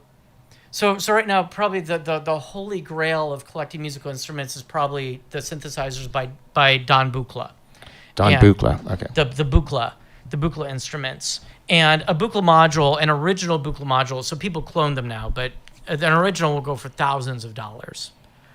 I've heard stories, now I don't know if they're true, they're unconfirmed, about universities taking wall-sized, almost, Buchla systems and just throwing them in the garbage when all of the new digital stuff was coming in and nobody wanted it. Systems that would go probably for $100K now. Just... So it's weird how everything cycles. So because hold on to your old junk because you don't know what's going to be valuable later. Hang on. Also, so standard Windows PCs or something else, but the original Apple II computer that I had an Apple IIe and I'm killing myself. It was an Apple II that the first one my dad bought. He did a bunch of art on it. One of the art projects won the family a trip to Japan. Nice. It's what I programmed that game on in high school. He had modded it out the wazoo. He had customized it really extensively. And at some point in college, I hadn't touched it in years and he hadn't either. We had moved on to Macintoshes. And my dad was like, Aaron, I was thinking of selling this. Do you want to hang on to it? I could go either way. I'm like, nah, I haven't looked at that old stuff in years. Go ahead and sell it. And I regret that to this day. And he was able to, at some point, get some of the stuff he had sold, like another Apple back, and some of those discs. But the person he had sold it to had left a bunch of them, in a barn or something. But a bunch of it was basically ruined. And I regret to this day. My parents also, because they just thought I didn't want it at some point when I was in college, they tossed out an Atari 800 computer. Somebody gave me a cathode race television the other day because they're like, "Hey, I'm throwing out this TV. Do you want it for some reason?" I'm like, "Well, I don't really need it." I'm like, Does it have a cathode ray tube? And they're like, "Yeah." And I'm like, "I kind of do want it. I don't even have any plan for it, but I'm like, well, it has a look. They aren't going to go. Yeah, right. It has a look, but and it's also just that doesn't exist anymore." So I have some that I bought for like $10 at Will that I use with my projects at Georgia Tech and my retrofuturistic hardware team, which actually I should mention. But the thing about playing a game on a cathode ray tube, like an old Atari 2600 game, if you play those in an emulator or even scan converted from an Atari 2600 on a modern LCD screen, they look too sharp and too harsh. Yes, they do. Yeah, they're kind CRT, of fuzzy. Or even up to like a Nintendo 64. The people who are designing the game and doing the art for those games expected the TV to kind of fuzz the video a bit. So when you're playing the games now, all the pixels are too perfect. They're too... No, speaking of cathode ray tubes, do you remember the band Psychic TV? I do not. Okay, I recognize the name. This Genesis P. Orridge, it was a singer anyway. Okay. Okay. In that I know what you're talking about now. Well, they evidently, one of their albums came with instructions for how to like take apart your cathode ray TV to turn it into a Psychic TV, which I don't think is good. I mean, it sounds like a bad idea. Advice. It was not good advice. Probably not happen now. Lawyers would say bombard yourself. sued. I mean, they do call it an electron cannon, which I think is a great name for something inside your TV. Yeah. Mainly there's those will store there's a thing called the flyback transformer. It stores a lot of power, right? It stores very high voltages. You would load it pretty quick, so it might not kill you, but it's going to be a big DC shock. Where it will, so AC will make you clamp down and hold on to something so you can't let go, and then it will defibrillate your heart and kill you. DC is more like being whacked with a hammer. It will physically knock you back. Yeah, I stuck my finger in a light socket in Germany when I was a boy. Oh, that's bad. Yeah, don't do that. Mom, I don't think you know that. But I remember exactly the way the apartment looked. I remember that room exactly from that moment, and I was maybe 3 years old. 2 years old, that 2.5. little detail. Yeah, that's something you would remember. Anyway, be very careful with high voltages, kids. I lost track of what we were talking about. You were talking about the difference between AC and DC. Oh, but not killing. Oh, we're talking about televisions. Yes. Okay, and the importance of not opening your if you haven't seen it, there's a great video of Bjorking, as Bjork does, where she opens up her TV and looks in it and talks about how she imagines it's all the little houses and the electrons are the people going to work. But the whole time she's poking her finger around it, and I'm like, no, not around the capacitors. Make sure those are discharged. I hope that TV's been off for a while. I have a laser that I was using in my little light display back there. Trying to plug it in a few weeks ago, I stuck the power thing through the little lens on the front accidentally, and it's just a little prism. But I've been like so worried because it's a laser and I have no idea what kind of capacitor or whatever it has in it that I've been like, I'll wait another week before I unscrew it because I don't think it's holding a charge. It's a laser pointer? No, it's like the little club laser, that puts the lasers on the walls. Oh, it's probably okay. Yeah, it's been a few weeks, so I'm going to go to the chat and I'm going to type a word into the chat. If Okay. people are still on the chat. And I'm going to say, everyone Google retrofuturistic hardware. And I'm doing this so I can spell retrofuturistic hardware. Mal Dolores says, I got to see an ANS photoelectronic synthesizer, and it was the size of a van. Wow. I will have to look up what that is later. The reason I'm putting retrofuturistic hardware into the chat, which will probably show up in a second, is that is the name of my vertically integrated projects team at Georgia Tech. And what vertically integrated projects teams, and we have a whole bunch of them. And I remember talking to about that was my student Maya that you met, and we'll talk about that retrofuturistic design and electronic. Yeah, it was retrofuturistic hardware, music, computing, and gaming. And the idea of the VIP, vertically integrated projects, is it's kind of like you can think of them as startups that don't have to make money, or I like to think of mine as like a hippie commune art co-op, and it's something that students sign up for class credit, but it's not a regular class, but it's also not a senior design project where they have to pick a project start and end in a single semester. It's an ongoing thing, and there's incentives for students to sign up over multiple semesters. So new students will come in, and the students who have been around for a bit will help bring the previous students on board, and then students who have been on the project for a while move on to other things. And so we have several music projects going on there. On the digital side, some of my students are looking into a program called Juice that's often used it's a cross-platform programming framework for making plugins for iPads or iPhones, but also for plugins for things like Ableton Live, Audio Unit, and VST plugins. And so they're playing around with that. I'll have to check that out. I'm kind of trying to get into either Python or VS, like Max or another architecture to try to experiment. There's my recommend. So have you tried Reaper? It's one of the mini DAWs. I did. I downloaded and installed Reaper when I was kind of looking for a digital audio workstation. The thing about Reaper that turns people off is it looks like pants. It doesn't look good, but the thing about Reaper compared to every other DAW, it's the most configurable DAW I've ever seen. You can script and reprogram everything. And in particular, all of the effects that come with Reaper come with code. And it's a compiled language that's optimized for writing DSP code for algorithms.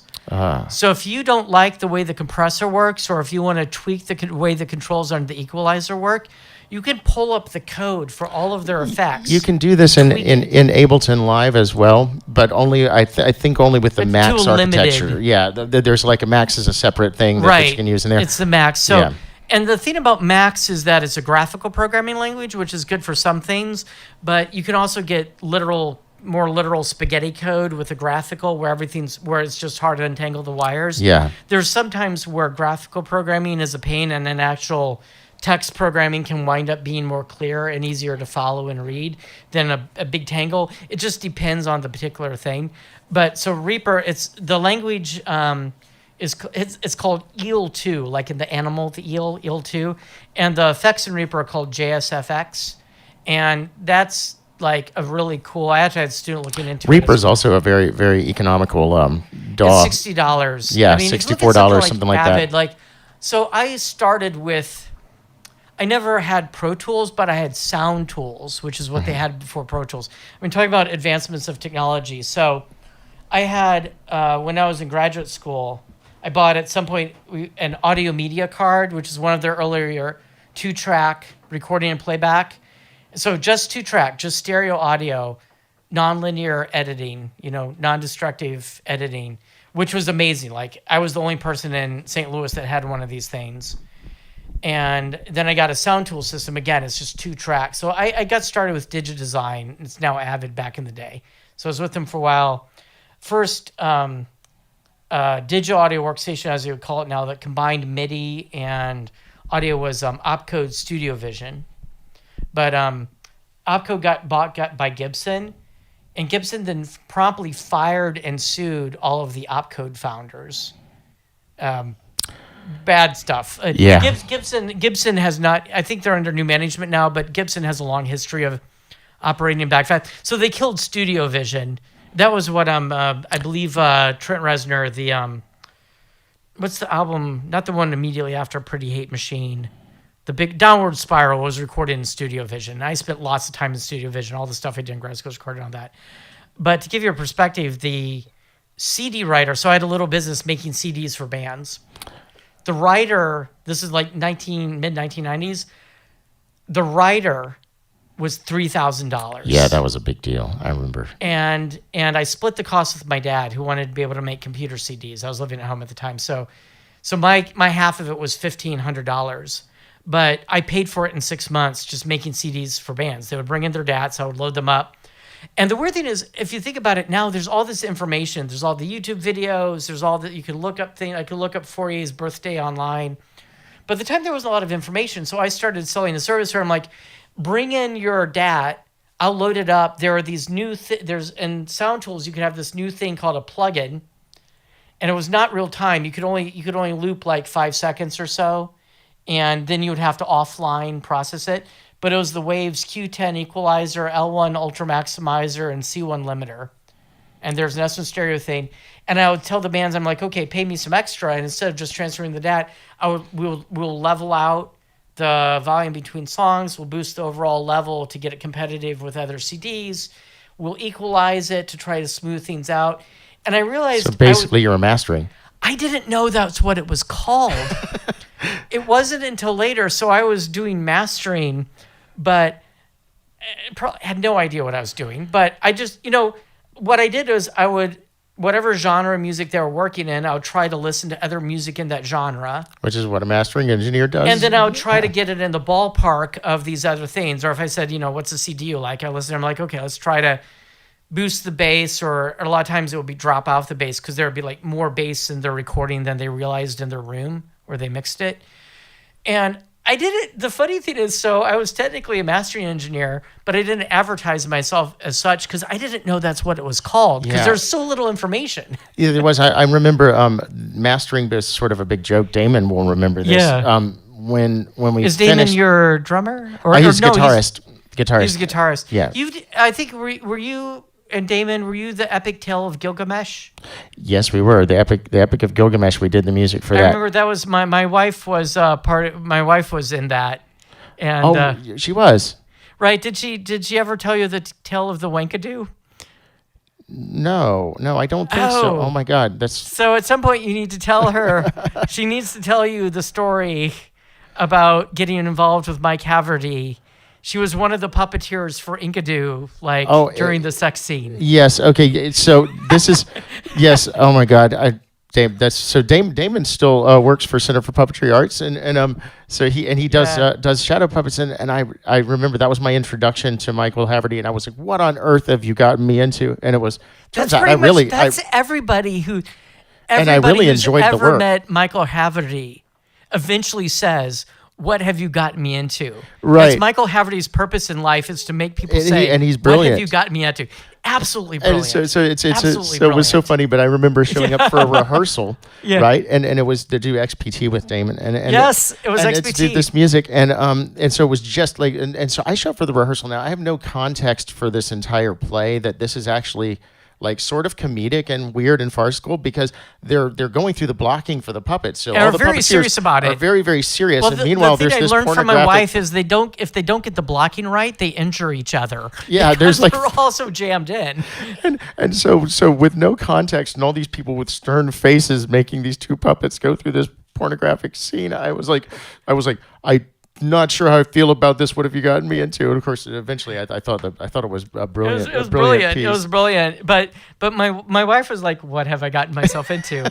So anyway, the next time you see Joyce, I need to have her tell you that story. That's cool. She loves to tell that story. She started. I mean, this is a long time ago, right? This is 2006 when LiveJournal was a thing. But she started a LiveJournal specifically to chronicle the story of the Wankadoo, and being in the epic tale of Gilgamesh. But that's crazy. So Mel Derora says the ANS was like an early spectrogram, I think, made in Russia in the late 30s to 50s. You could play all its 720 pitches at once and create music from the photocell drawings. Oh, okay. I'm not Reverse familiar with that spectrograms. thing, but that makes sense to me. It was named ANS after the initials of an occultist color sound theorist, Scriabin. Oh, the composer. The composer Scriabin. Now, wait, Yeah. Scriabin. I believe Jill Tracy has a song about Scriabin. Was he Polish? I know you've done some stuff with Jill Tracy, right? Yeah. She's seen one of on my. YouTube. Yeah, I I've started seen on working with her YouTubes. in about in Yeah. 2007. That's great. I also We've saw been some fast stuff friends. with. You're an excellent collaborator. You're like sort of this neoclassical Jack White. Like you take other projects and you add Jack White, and it becomes more awesome. Like you add some Paul thank Mercer. you. Yeah, I love the stuff you did with Zoe Keating. Man, that is one of my favorite moments. And I've got an album with Jill that's not released. I've got that album with Zoe Keating that's not released. Have you heard some of the stuff I've done with Monica Richards, Faith in the Muse? Yes, I've seen online. I've seen videos. I might play some of that in the break, or we might play And she has dribbles. such an amazing voice. Monica's a dear person, and Oh, so you is know- Jill. you know Actually, what I love? just wonderful I don't know people. if many moons ago, I don't know how I discovered her, but at one of it might have been I picked up a CD by somebody named Diana Obscura. Diana is married to Damon. And Diana, if you're watching, please make some musics, because I then saw her play, and the CD was very stripped down. It was like her cello, maybe Yes. some guitar. She did a song that about, I think it was called Trois Corbies, about, and the crows are talking about eating your dead body or something, whatever crows do, I don't remember. And that was awesome. And then I saw her play at, I think what's the little hole in the wall place? And is it the Star Bar? Star In Bar, Little yeah. 5 Points? Yeah. Because I think you played. Oh my God! And then Damon was with me, and he was doing these weird. We were doing this project called EVP, where I would play the violin, and he would sample it and start doing these weird textures and stuff. I remember behind it. because Yeah. you're doing a lot of weird electronic stuff. But Yeah. I remember she played with like a full rock band, and I was just blown away. And then I would keep, this pre-internet, I would keep scouring like Creative Loafing to see if That was a Diana Obscura is Philion, I going. believe, at the time, wasn't it? I think the band was under just the name Diana Diana Obscura. Obscura. Okay, yeah. There was several evolutions because there was also a band. Philion had. Do you remember Envy? Wonderful vocalist, keyboardist, and harp player Renee Nelson. Okay. So Huh. she also worked with Diana Obscura in early days, back in the But that '90s was when everything just- was cool. But that was just so amazing, and her voice was just blew me away. Yeah, she. Anyway, so Diana, if you're watching, please make some more musics. There you go. You got a special request. I have a special request for more Diana Obscura And speaking music. of watching, let me make sure that we're still live because sometimes this thing drops connection. Looks like it. Great. Oh, 9 concurrent viewers. This is a new record. Hello, concurrent viewers. Thank you for being So, concurrent. Paul, I love you. Do amazing stuff on your stream. Have you considered like Multiple advertising your stream or letting people Yeah, know yeah, about your I am. stream or I'm. marketing? I think people might call it marketing. Yeah, that's never been my. publicizing your That's stream. never been my strong point, but I am. It doesn't mean I don't stop trying. You know, I guess this particular thing started as more therapy last year to go through the process of having a show. Yeah. Because I've you're not playing out since I was a teenager, I've probably played the violin publicly 1 to 7 times a week. You know, like just because I'm always doing multiple things. You know, and so it was so much a part of my life to do music, and I guess for me, in a strange way, music's not music until there's an audience, and just the familiar rituals of creating, of setting up for a show. And the reason I picked kind of doing unfamiliar stuff was because I was in this learning process, but just going through the process of I've got a showtime, gonna do this thing, I'm gonna get everything ready, and because I knew I was kind of staking out territory that I had no real skill in, like I'm still struggling with the stream, doing all this stuff. So I didn't really, it was the softest launch imaginable. I'm just now getting to the point where I feel like they're getting smoother, and I'm ready to kind of do it. But I'm also getting out and doing my first show in Sacramento.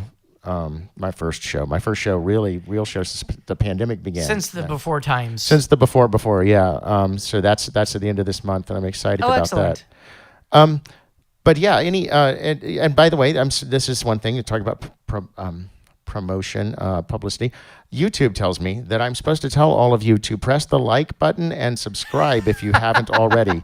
And I hate listening to that at the beginning of every YouTube video so much that I refuse to say it. But honestly, I have the same problem too in my own videos. I never say please like and subscribe. And speaking because I hate it when people do that. Although I know they have to do it. Yeah, and I know I'd probably get more likes and speaking of, let me make sure that I'm liked and subscribed your channel, and if you want to put it in the chat so people can visit your stuff and see it, or anything that you'd like to. YouTube is a little weird, so just channel, yes, please go subscribe to the Lantertronics channel and ring the bell to be notified. Oh yeah, ring the bell to be notified. So I was doing this on Twitch initially. Yeah. And a lot of people, I lost a lot of people when I moved from Twitch to YouTube, not because they were like particular to one or the other, but because Twitch would reliably let them know when I was live, and YouTube not so much. Yeah, Twitch it's a different model. Yeah. It's so all of my YouTube channels, so that's now a thing. I'm almost, and everybody please go like and subscribe because I'm almost at 5,000. Oh, fantastic, man. And because we have a base 10 number system, I will somehow feel much better at myself at 5,000. I think algorithmically 5,000 is big too. Then 4,096, which would be the great number if we had like more of like a binary or base 12 or something number system. 4,096 sounds like a really cool prog rock album. Yeah, it would be that would be a base. That is the number of words in a PDP-8 computer. Anyway, here's the thing is I drink and I know things. I don't actually drink alcohol, but I drink a lot of coffee, so I've got the substitute. But I'm very much a Tyrion Lannister. I drink and I know things. That's kind of, I guess, the definition of a professor. But so the reason there's so many people on that now is starting with COVID, like some other professors, I became an accidental YouTuber. Yeah. Because the first semester when COVID really hit was summer 2020. That was the first full COVID semester. So I did 2 classes fully online. I did my Signals and Systems class, EC3084, that covers a lot of this Fourier kind of material that we talked about from a kind of a very mathy level. And then GPU programming for video games, which is one of my fun classes. And what I did is I was like, okay, I'm going to put all my videos on YouTube so everyone can benefit from them, but also to force me to keep the quality up. Because if I'm making it just for my own students, I might, half-ass it. But if I know the world's going to see this. And the other thing is, many years ago, when I did my analog circuits for music synthesis class, I videotaped my lectures. And not very good quality. I just stuck down the cheapest camcorder I could find at Target. It was tape at the time, actual tape at Target. So it was a big pain to load it into the computer later. Didn't do any editing on it other than trim the start and the stop. And, the mic was not great. I was putting no effort into it at all. But I think thousands, because I got hundreds of emails from people who watch those videos.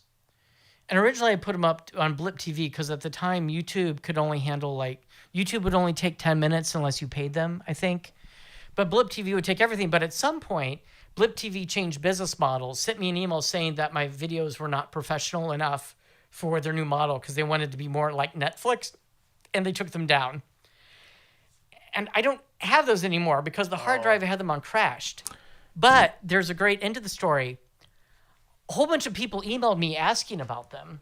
And I'm like, sorry, I don't think I have these videos anymore. And I was bad at making backups, apparently.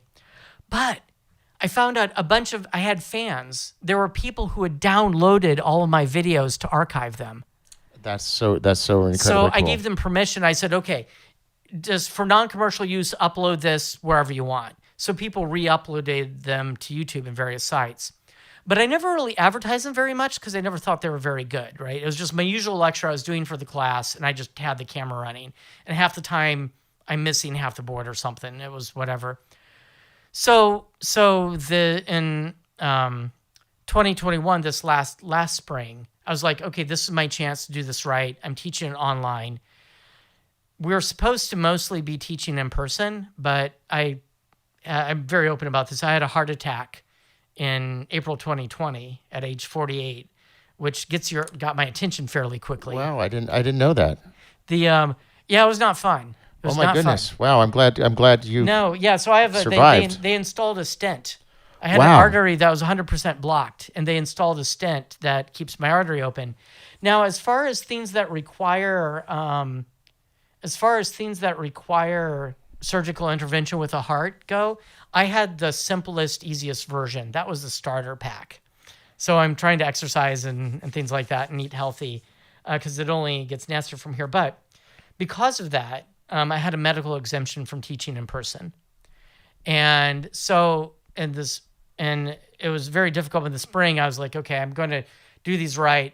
Because people had asked me for years if I was going to follow up on those videos. I'm like, okay, now I'm going to make the definitive edition, do everything from scratch with everything I learned by teaching the last 2 summers.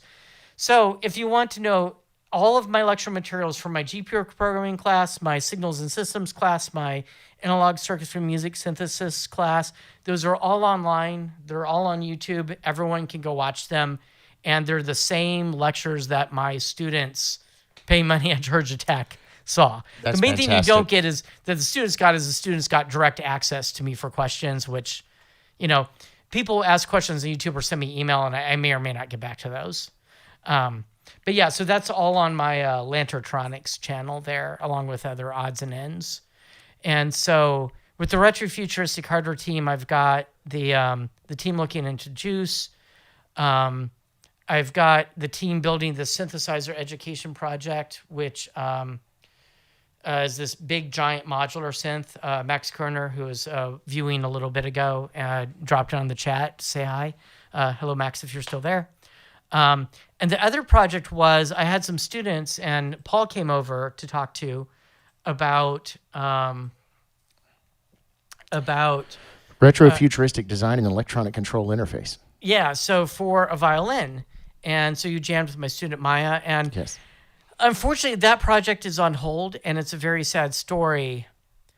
A whole bunch of so I still have the violin, I still have some of them, but we had created this nice circuit board. I had created this nice circuit board that had the accelerometer and the capacitive touch sensor interface chip and the microcontroller with the Bluetooth made, and a bunch of that stuff disappeared.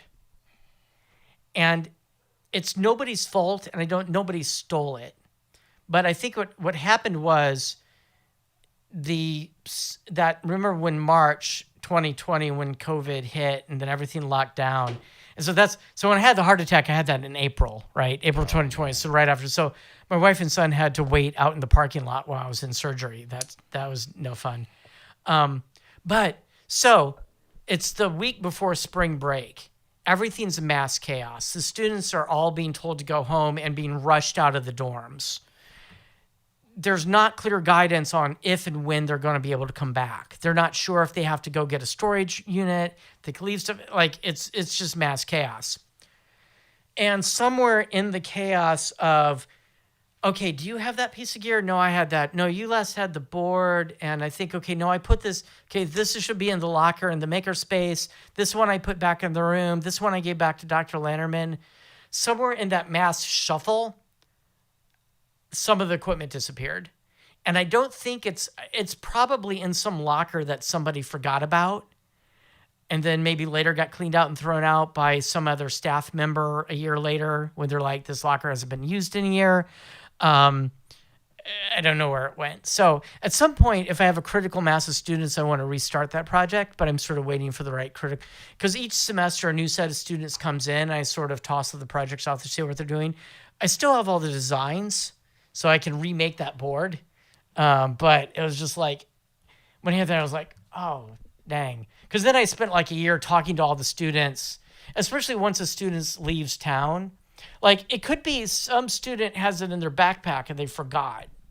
You know, any number of things. So it's not, there's no malice involved. Right. It's just, there's a big shuffle. I mean, there are a lot of things that are missing from a few years ago.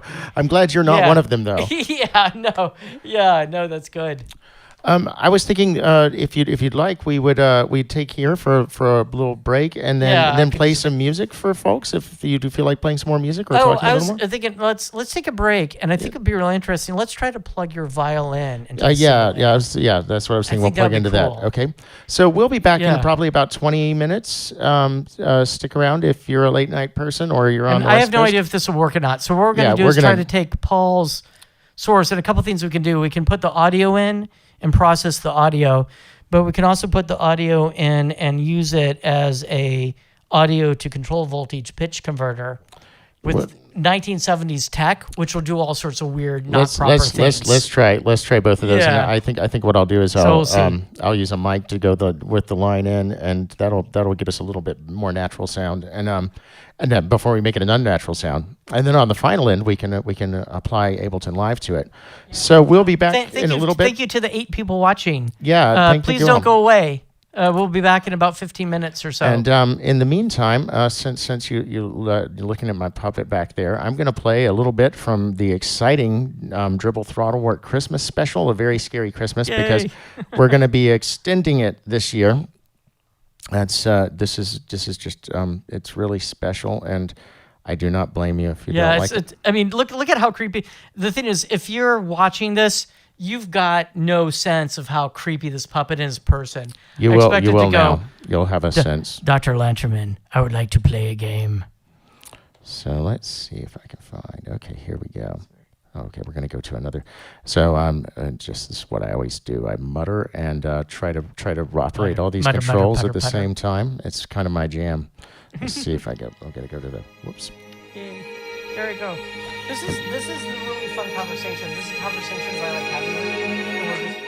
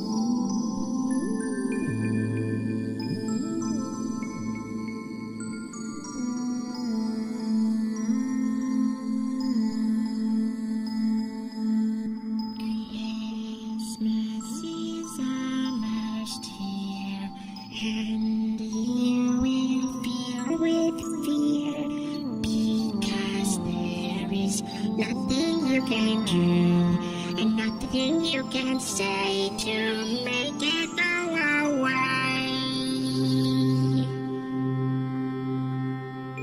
It's gonna be a very scary Christmas. You'll find it funny and you will really miss us when we go away to a secret place where we will be safe from Christmas. Don't you want to see what it did to me when I opened your gift beneath the wretched tree?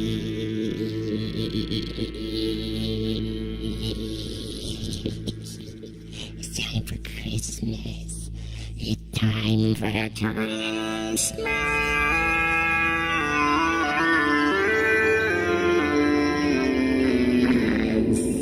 It's time to celebrate. It's time to celebrate. Celebrate the Christmas and you will feel great. Give me all your money, give me all your time, because I want you to be my Valentine. That's if you have any money left over after Christmas.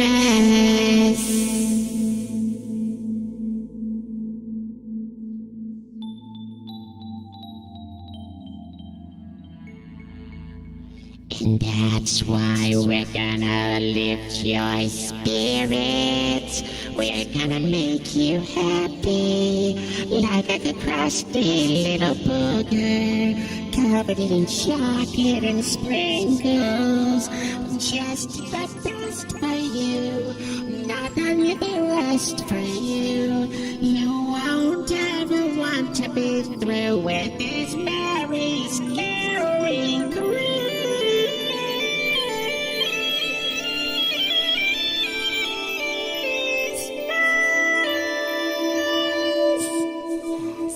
Now, we got a very special guest. DJ Turtle Chute's gonna take you away to that special place that you stay alone with your cell phone every day. It's time to fart step Christmas now.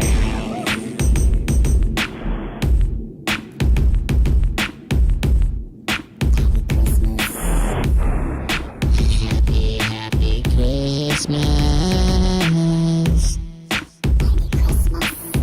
You better be pretending to be happy. I'm so happy. I once was happy, but now I'm kind of afraid. The shiny lights and the dark cold nights and the Christmas tree always dying of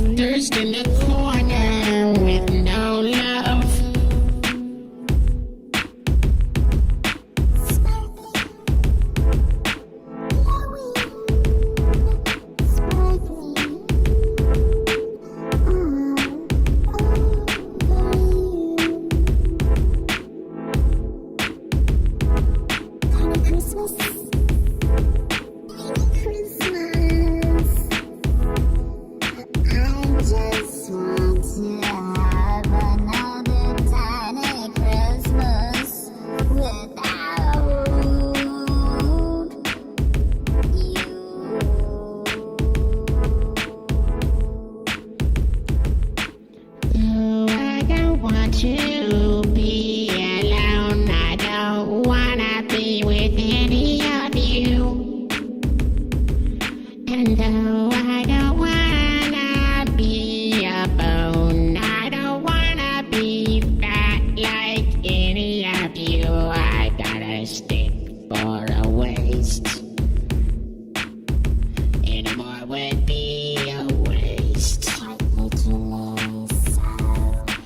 I lost my stomach in the puppet wars.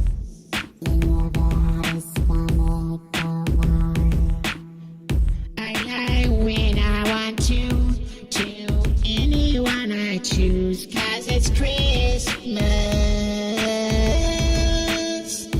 Christmas, Christmas. I love the Christmas, 'cause it's really a great way to get paid. Give me that money on my Christmas. I'll spread it like honey. Oh, my missus, I'll give that money, honey, and I'll make you rich like me. If you just call the number that you see on your screen, and I'll give you.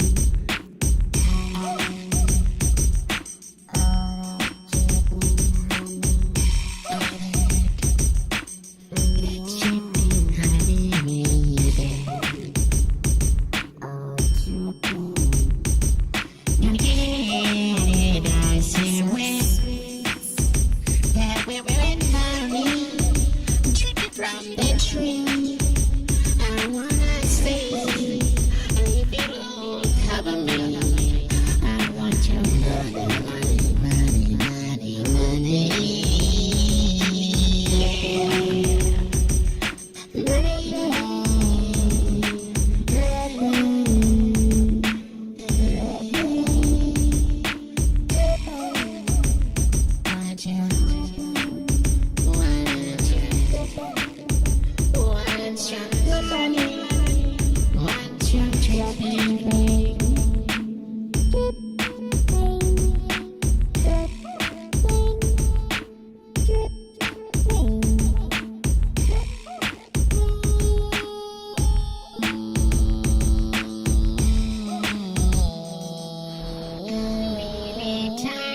Christmas on your little throne when you're all alone and you're checking the Facebook, wondering if anyone cares at all.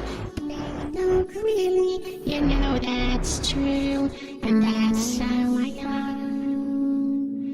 We have found my throne, and I want to be the way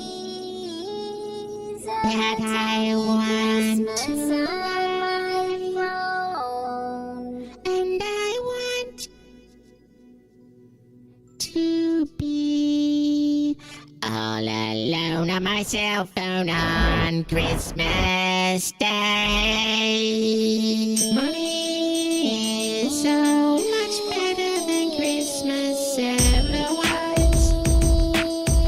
Although they came from the same place, that's how special sound above the glass dome, because the earth is flat. Dripping from the moon on Christmas Day. DJ, turn it, take it away.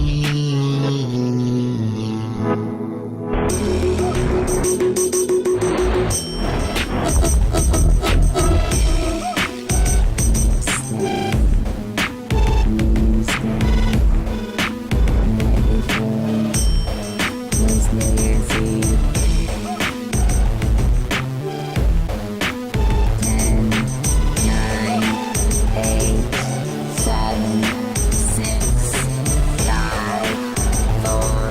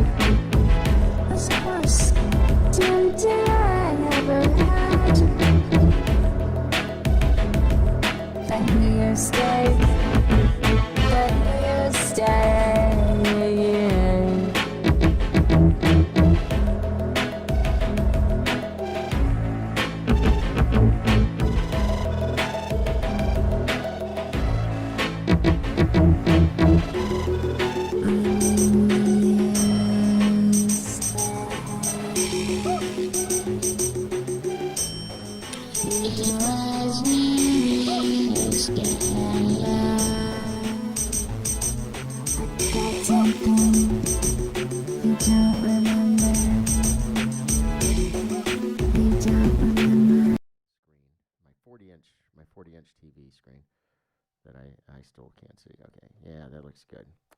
Now I'm in the process of trying to make somebody appear on this like a dance floor, because I think that would be cool. If you've got any ideas, anything you'd like to see content-wise on the F-Hole, let me know. We've had some great interviews over the past 2 seasons. Really epic stuff. D Master J, Monica Richards come to mind. Kate Catalina. Without further ado, here's my first piece of whatever the hell for the night. If you're still tuned in, thank you for watching the F-Hole. Wait, gotta say it right. You're tuned in to the one and only. Oh man, why does this take longer every time? F-Hole. F-Hole. You're in the F-Hole with Paul Mercer. Welcome to the F-Hole. Please stay tuned for another exciting episode of the F-Hole. Another exciting episode of the F-Hole.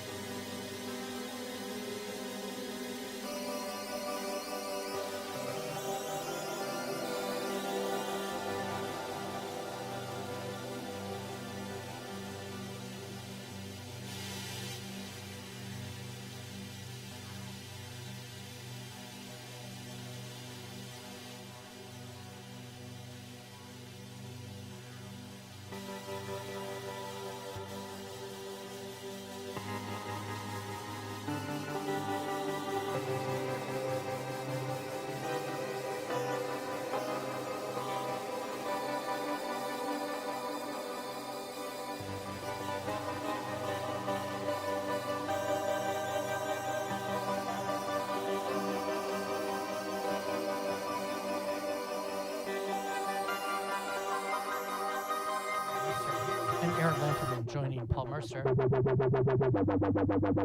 this occasion.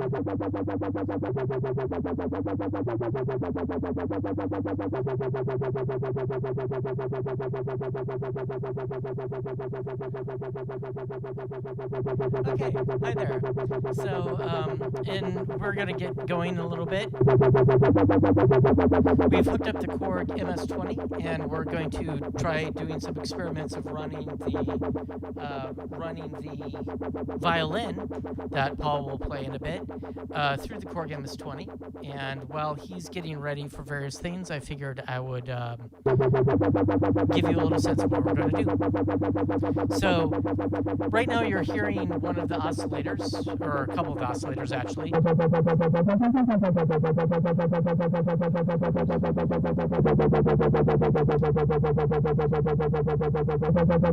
Let's see. Yeah. Okay. So we're hearing the oscillators running through the voltage controlled filter. And I can change the rate of modulation of the cutoff of the voltage controlled filter. And what essentially we're going to do is we're going to try a few experiments. One is we're going to try taking out the oscillators, and we're going to take Paul's violin signal and run it through the voltage controlled filter. And then I can change the rate of modulation, but of Paul's signal. And usually when you do this to a musician, they'll sort of lock into the frequency of the low frequency oscillator, and they'll start improvising and playing things appropriate to that frequency. The other thing we have, and I can do similarly with both the high pass filter and the low pass filter separately. So we'll be able to play with that. The other thing we can do is potentially, say, control the filter cutoff. There's a place I can plug in here to use an envelope follower. So this is going to detect the overall average level of a signal and then use that to control something else in the synthesizer. So hopefully we can then have a situation where Paul can use the volume of the sound, the amplitude of what he's playing, to control the frequency of the cutoff. This kind of effect is often used on Hohner clavinet, sort of the Stevie Wonder Superstition sound. The sound of the clavinet of that is basically being, I'm pretty sure, is that just raw clavinet? I can't remember. Anyway, a very common thing people would do with the clavinet is to use one of these envelope filter kind of effects, where an envelope follower uses the overall volume of the signal to also then modulate the cutoff of some sort of low-pass filter. So we'll play around with that. And we haven't tested this, so who knows if this is going to work. And the other thing we're going to try is, with the greatness of late 1970s technology, there is a frequency to control voltage converter. So this will try to take the pitch of the violin and then use a control voltage to actually drive the frequency of the oscillators. So in that case, I can either leave in or I can take out the original violin signal and have Paul just control the pitch of the synthesizer using the pitch of the violin signal. Now, obviously, if he plays a double stop, or something that's very natural to do on a guitar is play multiple notes at once. On a violin, you can really only do that with a couple of adjacent strings, and you're kind of limited in how you can do that. But then you can get all sorts of freaky effects because the system can't quite know what frequency to lock onto. And that's also an issue even if you just have a single note, especially with a analog frequency to control voltage converter like what we have here. So those are the various experiments we're going to do. In case you're wondering about the patch cords here and why I haven't really used them very much, I used them a little bit in the initial bit. You don't have to plug anything in here. Now, if you're used to a lot of modular synths, like Eurorack is a very popular synth standard nowadays, generally on most of those things, nothing happens unless you plug things in. You need to manually connect everything. And back in the day, that was fairly complicated for people to do, and just getting a sound out of a synthesizer could be a difficult task. And then people started developing, I mean, it was to the point that sometimes people would be convinced that the synthesizer was broken, and because no sound was coming out, but they just didn't know how to use it. Like, if I turn the low-pass filter all the way down, the sound disappears. So somebody might think it was broken, but they don't know to turn up that knob. Or if I turn the cutoff of the high-pass filter all the way up, then you won't be able to, well, what am I doing? There we go. If I turn it all the way up, now I'm cutting out all the frequencies. So these things are fairly difficult to operate. So there are other synthesizers like the classic Moog Mini Moog, or for that matter, most synthesizers you would go in Guitar Center and buy now, most of them, where everything's sort of pre-routed internally, and there may be some switches that let you change how things are routed, but some of the most common configurations are available for your use right out of the box. So you can press a key and some sound comes out. So this kind of arrangement here, this patch panel is in between. It's normal in the sense that if I don't plug anything in, then there's a standard pre-routed set of possibilities. And so there's some internal connections that are made. What happens when I plug one of these chords in, it will break one of those internally preset, it can break one of those internal preset connections and allow me to do some sort of routing that's unconventional. So for instance, I can modulate the pitch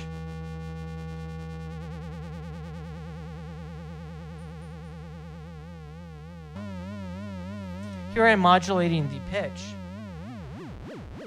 with a low frequency oscillator. But I'm restricted with this preset configuration to either using a triangle wave, one of these descending sawtooth kind of waves, one of these ascending sawtooth kind of waves. People make a difference of they're calling it ramp or sawtooth, but it doesn't matter. But if I plug in this output here into my pitch input, then it's not doing exactly what I thought it was. I was expecting this to... There we go.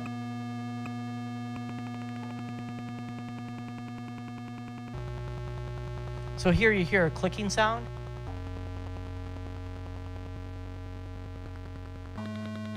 Because now I'm using the special connection of... There we go. That's what I wanted. So that pom-pom kind of sound is something I can get by using the sort of the rectangular output of the low frequency oscillator, but that's not available from the main instrument. I have to use one of these special patch cables. So what we're going to do now is I'm going to turn off some of the, I'm going to dial down weirdness so we can dial up weirdness later. And I'm going to take the Paul's guitar signal that's plugged into the input of the external signal processor. And this goes through a signal level that's just like a volume control. And then I'm going to take the output of that and plug that into the input of the voltage-controlled filter sequence of the high-pass, low-pass filter. So I'm going to plug this into the external signal in. Let's see. So I'm going to plug this in here. And what I'm going to do is now I'm actually going to take the oscillators, I'm going to turn them down. So hopefully, if this works, and we haven't actually tried this, and I haven't actually used, I have used the external signal in, but not for some time, so I have no idea if this even works. And what I'm going to do is I'm basically going to hold down a note just to make sure everything's opened up, but we'll be hopefully voltage control filtering Paul's guitar, and then Not guitar, violin. Sorry. Oh my God, the violin is going to be deeply offended by me calling it a guitar. So Paul, I believe, has names for all of the violins. What violin are you pulling out this evening? So interestingly, I don't have a name for this violin. Oh. It's a consignment that's been sort of a refugee here since the before. Huh. This is I currently call her the last of the 8 interceptors. This is I'll tell you in a second. Okay. Huh. The maker is the last maker of the Criminy School. Wow. So is this a consignment, like it's sold to somebody, but they would? It means it's for sale, and if you have a serious inquiry, contact me. Okay, so I'm representing it for somebody else. Oh, okay. So you're the original. You're handling the sale for someone else. Yes. Yeah. And okay, so there's a violin for sale, and I'm going to guess that this is not an inexpensive violin. Yeah. Serious inquiries only. Serious inquiries only. The maker, Giuseppe Dallaglio, was the last maker of the Criminy School. He was a student of Pietro Guarneri, who was the son of Joseph Guarneri del Gesù. He made his violins in Mantua, and this is one of the very last violins made in that style of violin making because there was a siege by the Holy Roman Empire, an outbreak of smallpox, and a failed inoculation against smallpox involving using cowpox from a child and scratching pus from the scab into your skin, which, believe it or not, worked. Right. Except for the child they chose had syphilis. And so oh my goodness. Yeah. Oh my goodness. And then the Holy Roman Empire came back, and nobody made violins like this ever again. Wow. Okay. So that's quite. There's a story. There's some of you may be familiar. There's a community of samplists, people who create samples and provide them for each other, called Piano Book. That was started by Christian Henson, media, film, TV, game composer whose YouTube channel I follow and enjoy quite a lot. So Piano Book, part of the underlying premise is it started with people uploading samples of pianos, and it's since been extended to whatever instruments. But the idea behind it was that the original idea was every piano tells a story. So one of the things is all of these instruments, so like all of Paul's violins, or say my piano that my grandfather owned, that I forget when he bought it, but it was originally a player piano built in 1914. And at some point, like many player pianos, the mechanics in it broke. And so the mechanics of the player piano part were ripped out, and now it's just a piano. But it's this magnificent instrument. It has this super bright sound that I'm sure all the, Steinway fans would consider too bright, but I just love and adore it. But, my grandfather played it, so all of these things have stories. And I've never met a series of instruments that have a more series of interesting stories than Paul's violins and the other violins he has come into contact with. So it's an obsession. Yeah, and I believe you also have a haunted violin? Yeah, John Freeman's doing so well. Whole other story we'll talk about another time. So I have an idea for that. I haven't rigged it up yet, but I got some transducers that are basically like the core of a speaker, but without the speaker part, that I thought would be very interesting. So Paul has a haunted violin that I think would be that doesn't have strings on it, but I think it would be very interesting to put a transducer on the violin to acoustically, to play back a sound of, say, a different violin or some other instrument into it, and then put acoustic pickups, like piezo pickups, elsewhere on the violin, and go through the ambiance of the body.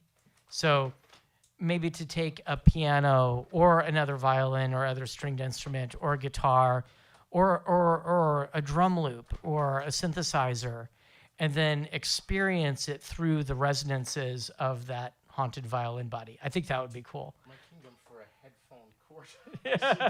I did the mistake of putting all my cables away. So please keep talking. Right. Okay.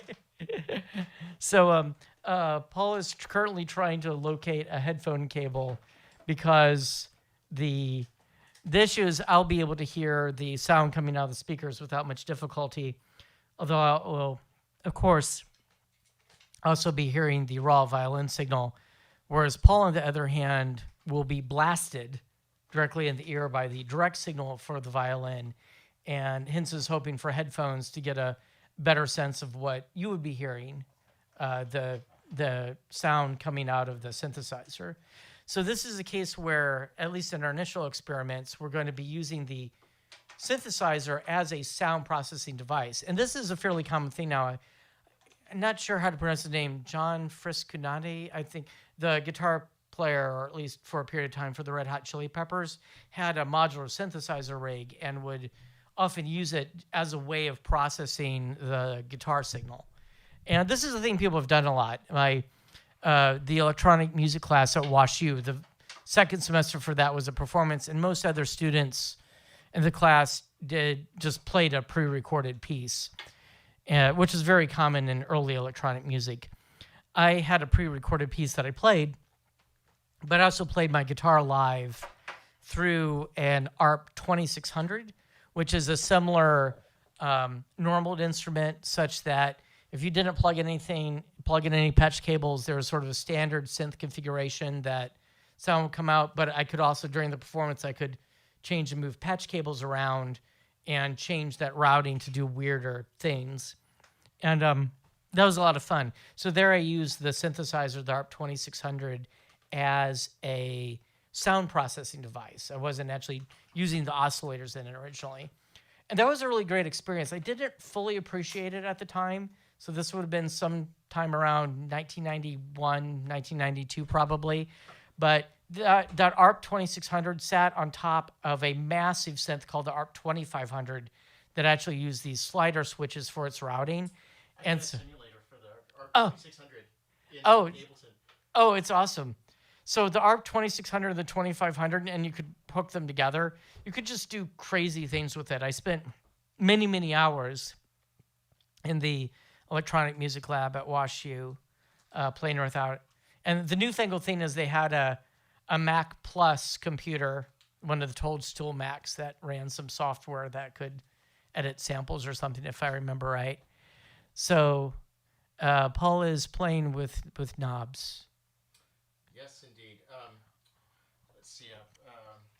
I'll try to talk a little louder here into the microphone, but 1 second. Okay. Now, I want to probably do a tune really quickly to a note. Well, that's the thing is, let's see if sound. It doesn't matter then, I guess, if it's. So, do you think you're getting sound from the synth? Let's find out.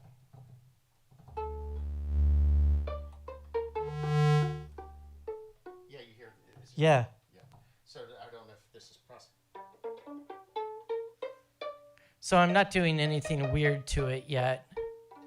I don't think it's coming through. Oh, or is that coming from the microphone? Yeah. Okay. So this channel right here, let me actually make sure I'm turned up here. So this is the Korg channel right here.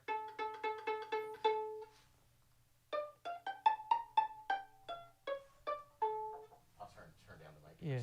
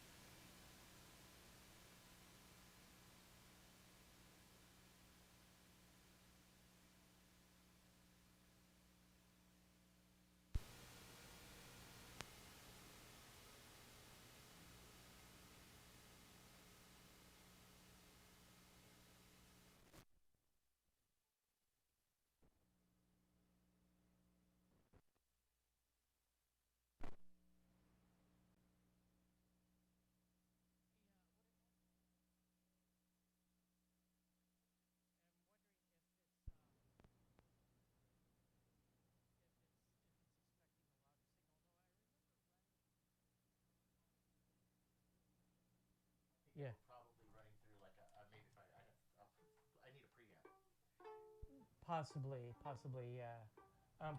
Because I'm running it into here, signal level input into the amplifier, and then can they still hear us through the mic? Yeah, you're live right now. Okay, good. We just have it. Okay, so I think so we haven't actually tried this before. I don't need to hear myself. I just want to make sure that they can hear us.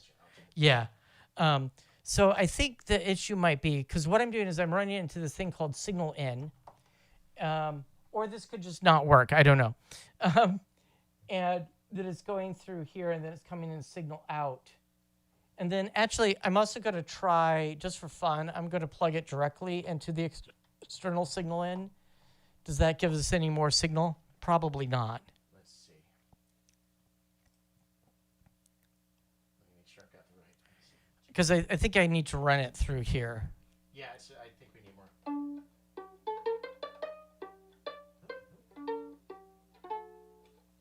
Yeah, nothing. Yeah, I think we might. Okay, so that might be a bust because we might need something with a, unless you have a preamp. I do. I just need to plug in a pedal board. Right. Okay. So this also. So the other possibility is that that is enough signal, and my Korg MS-20 is busted. Let me send you a signal from something else. Yeah. Oh, okay. So that we know is kind of a powered out signal. So Oh, actually, that's a good idea. So what we're going to do is we'll take a signal from some other device, and plug it in here, and then see if that's the issue. Yeah. So okay. So I'm still going to plug from my out of the external signal processor into the external signal in. Says 3 volts peak to peak max. I'm sure it can handle more volt than that, but what they're saying is that it will start clipping beyond 3 volt peak to peak, and that's good to handle most stuff because I'm running it through the external signal processor that has a signal level input, a knob here that lets me adjust the level going through. So we'll test it on something that's not the violin that we know is a higher level signal, and then see what we get there.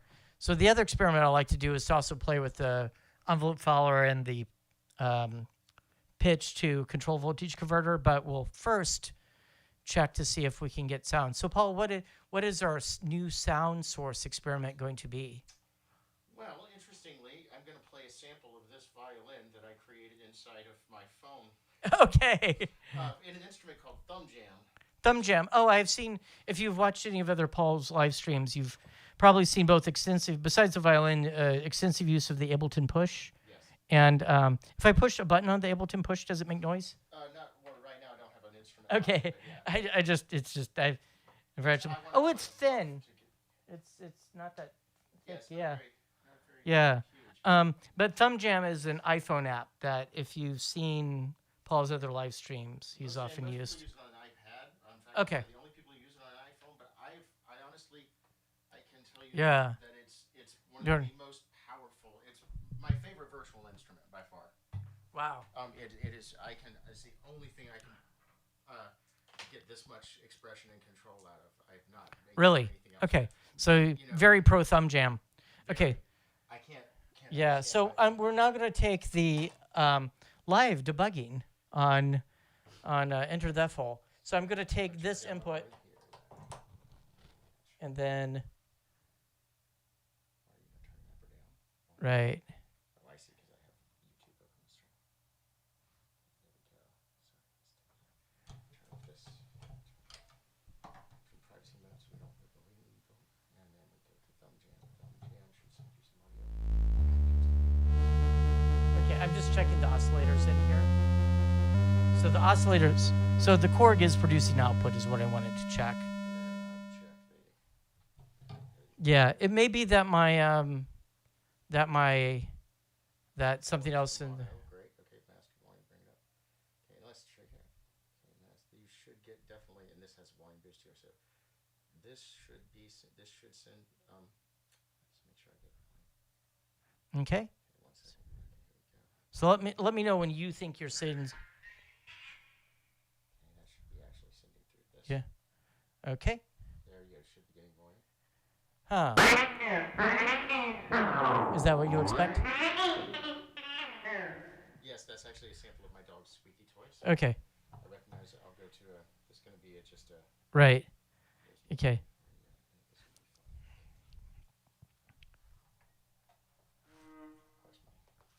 Okay, so coming from the iPhone, we are getting some sound. Yeah, let me put on my headphones and I'll turn up the volume in here a little bit Yeah. as well. Okay. Because this is powered, so at least. So we're gonna. Yeah. Okay. You should be getting something now. We're just a second ago. Is this my dongle was messed up? Okay. I've got everything turned up here. So I wasn't hallucinating, right? We were getting sound. Getting volume, yeah. And Yeah. to make things a little weird, my dongle for my iPhone's a little Wonky. working. Let me unplug it, make sure.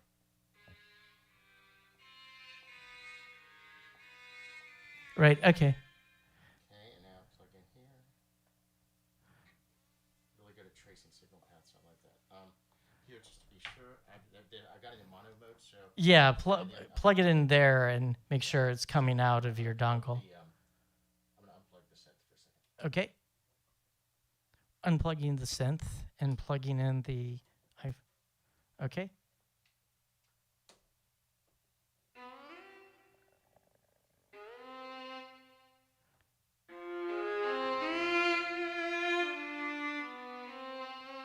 Okay, so there is sound coming out of there.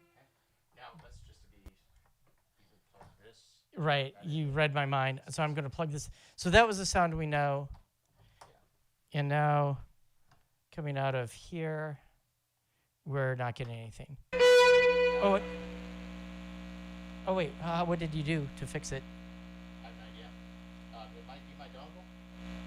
Do you think do you have a dodgy dongle? I've got a dodgy dongle. So make noise. Okay, keep making noise.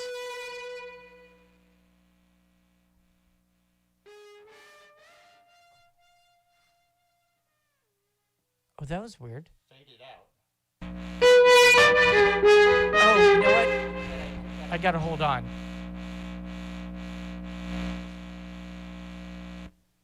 Okay.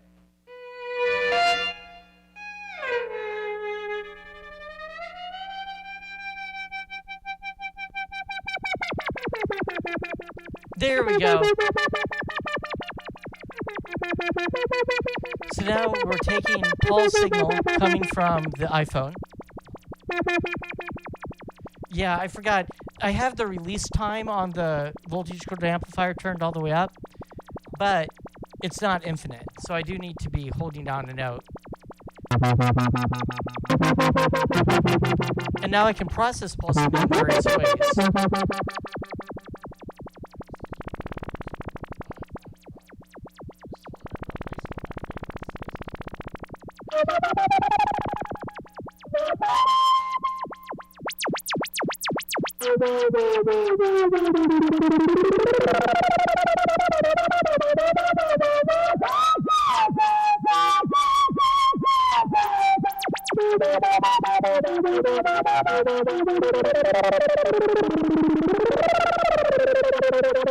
So I'm applying a voltage-controlled filter,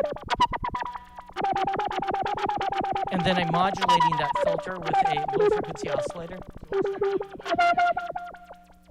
Now that we know, yeah, sure. I think I was doing that earlier, but let's try it. Now that we know that sound actually works, yeah. So this is the violin plugging back in.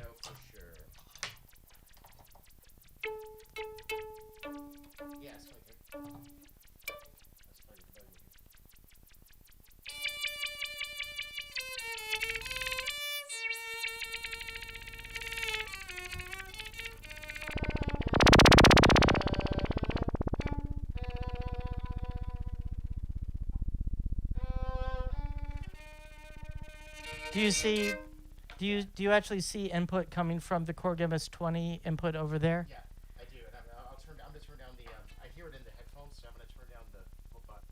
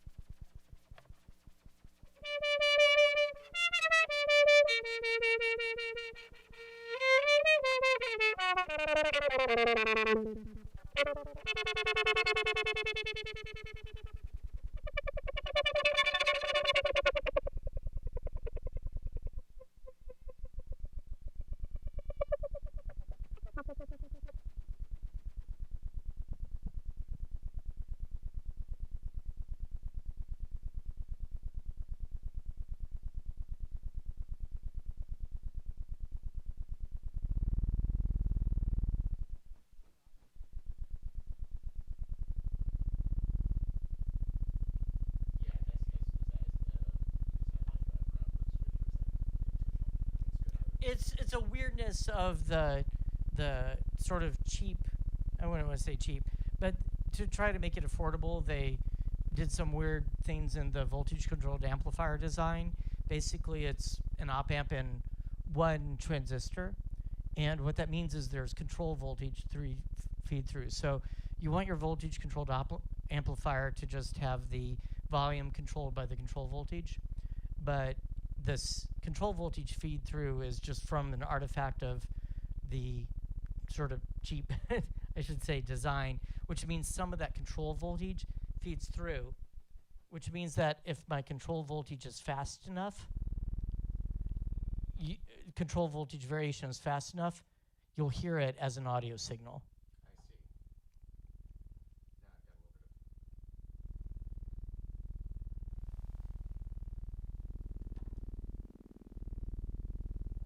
It's kind of cool in its own right. I think it's kind of cool, actually. But you hear how when I turn down the frequency of oscillation, you don't hear it anymore. I'm really sure about it now. Yeah.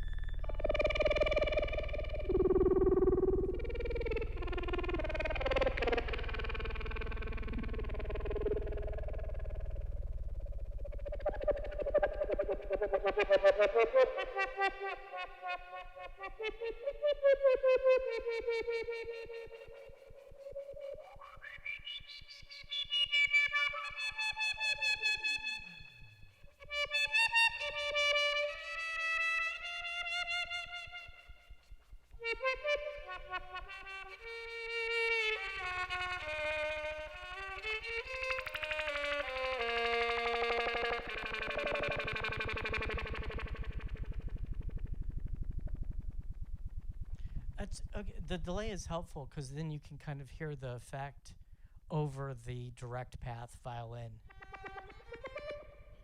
This delay? Yeah.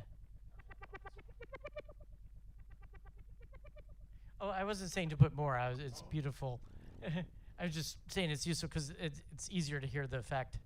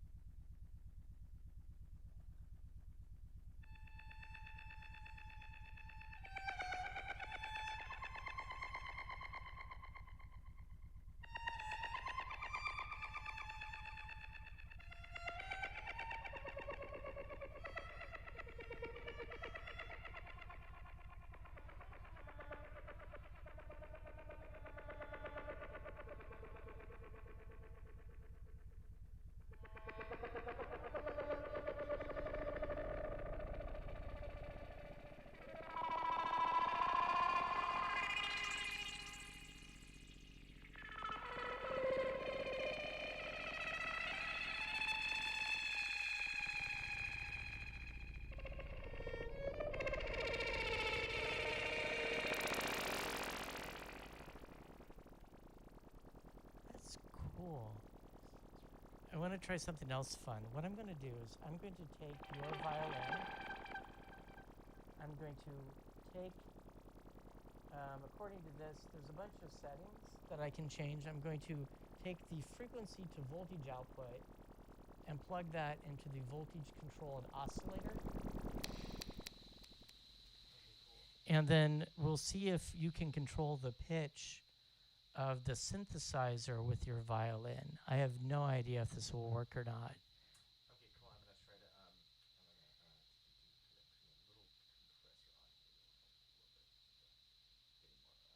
compressor on. Okay. Well, no, I mean, it's going to be the synthesizer sound now.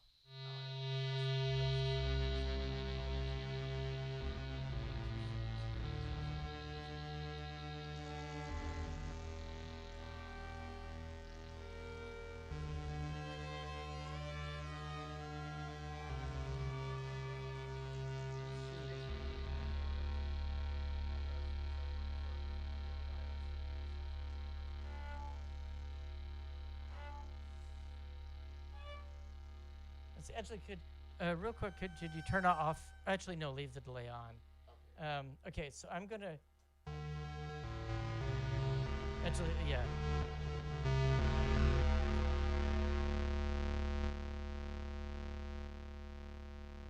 Yeah, try your violin again.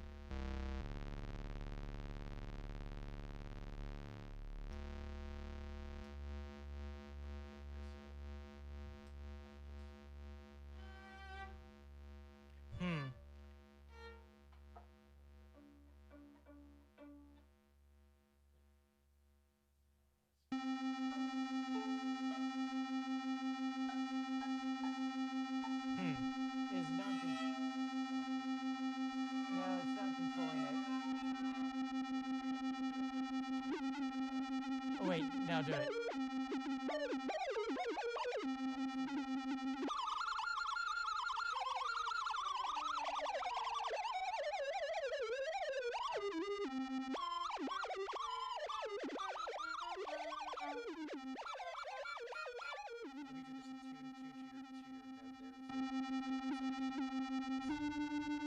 That's a D. Do you want a D?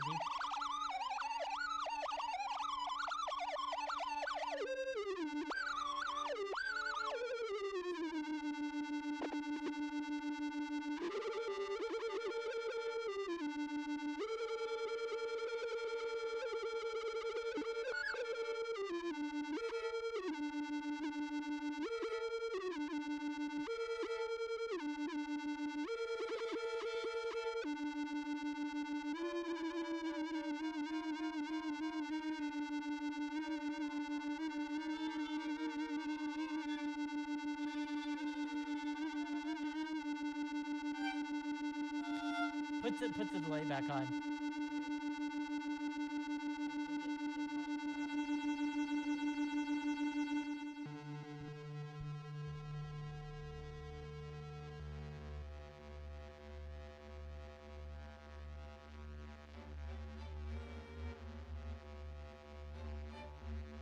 It's definitely not matching pitch, but it's.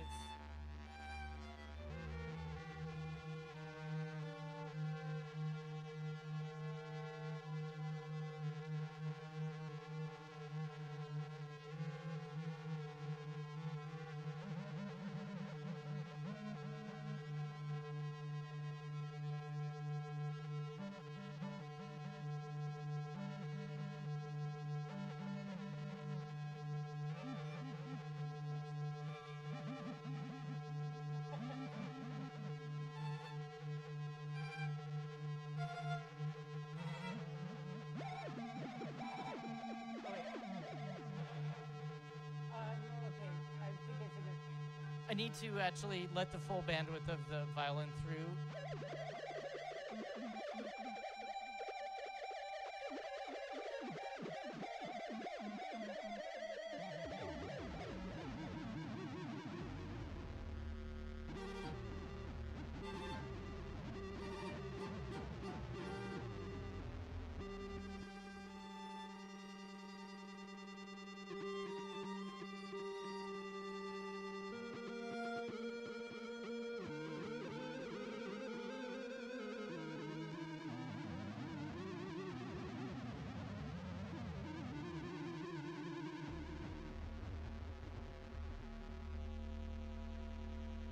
Yeah, so it's definitely not matching any particular pitch. It's just like throwing this extra pitch variation.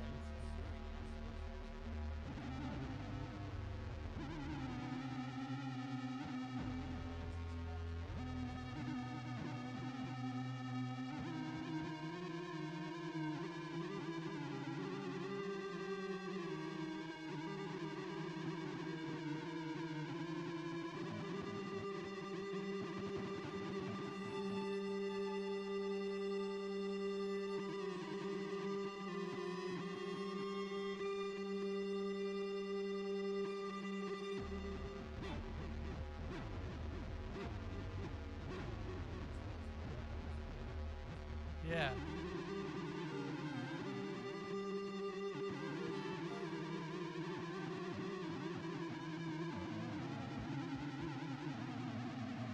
What I'm going to do is I'm going to plug it into the envelope output, so we'll generate the pitch should be generated by the volume.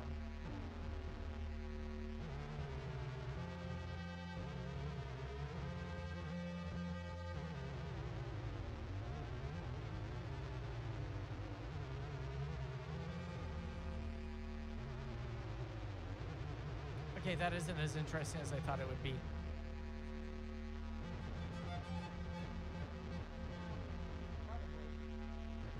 But anyway, okay, that's what you get if you take my Korg MS-20.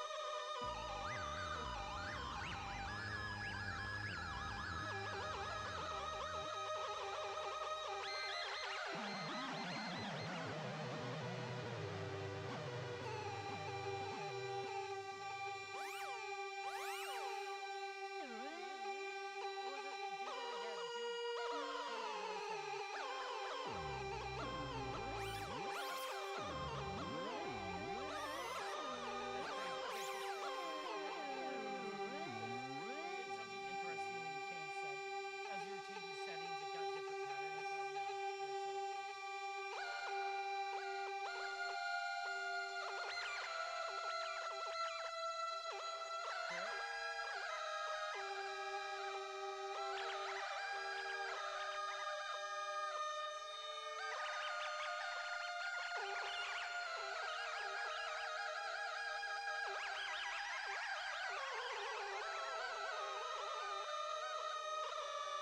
have an A string? What are the strings on the violin? Let's see what A does.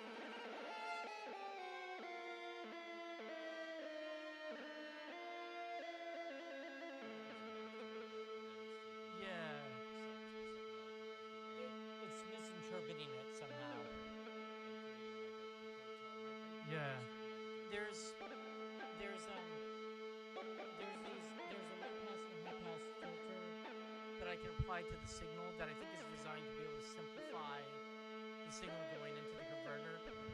Because I think, but I don't have a good sense. It's those two knobs, but I don't have a good, I don't have a good sense of how to set them.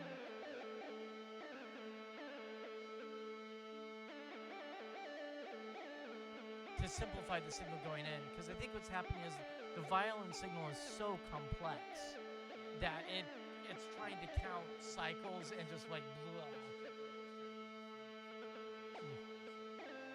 Yeah.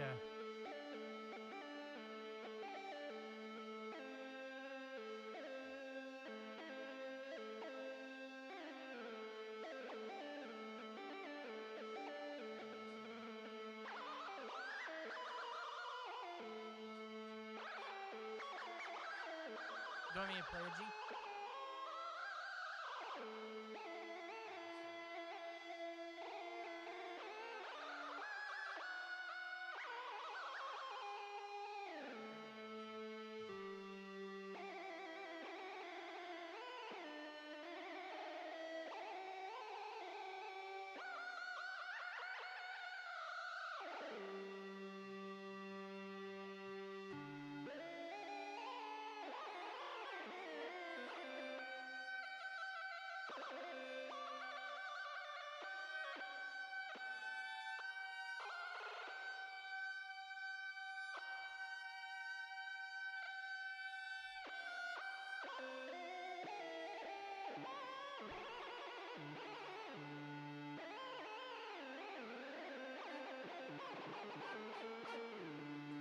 That's fun. I think that's enough craziness. That's enough chaos. So chaos. We can make chaos. That was fun. Anyway, there you go. I think I'm fading. Yeah. So I think we'll take a break, and I'm going to let Paul get to his solo jamming, and I'll probably take my phone, plug it into the aux jack in the car, and listen to Paul's jam, whatever he's going to jam on the way home. Anyway, thank you so much for having me. This was a blast, and anyway, I hope for however many people have not run screaming from whatever noises we're making found this at least vaguely interesting. If you stayed through that, you're a diehard F-holer, whatever that means. It's interesting. A lot of people tune into this later in the evening too. But so I can see somebody dropping and going, "What are these guys doing?" That's kind of been a goal of mine for a long time, to be the thing you find on YouTube that you just go, "How did I end up here? What happened in the world that I ended up watching this?" Crazy. So my guest tonight was Aaron Lanterman. Greetings. Fantastic musician and brilliant research scientist, I guess, at Georgia Institute of Technology. And thank you for bringing out this wonderful instrument. I hope you'll join me again. Thank you. And I've got all sorts of other toys to bring out on various occasions. Yeah, we got to bring out the Atari 2600 sometime. I've got that's awesome. So his YouTube channel is Lantertronica. Lantertronics. Lantertronics. I'll make sure it's in the description below. Please like and subscribe, which I promise in the videos themselves, I very rarely say that. Dribble's working on a song called Like Subscribe. He's got a YouTube, by the way. That's the creepy puppet in the back? Yeah, he's also the mayor of Booger Hollow, but he's given up his political career because it's too tainted. He's pure. So I guess I'm going to see Aaron out, and I'll come back and make a little more music. Okay. And thank you so much for joining me in that. I really enjoyed that jam at the beginning. Thank you so much. That was fun. And the conversation was fantastic. Great. And that was a lot of fun. And to anybody out there, you're listening to the one and only F-Hole. Woo! Thank you. Thank you. Can you say what? Alpha.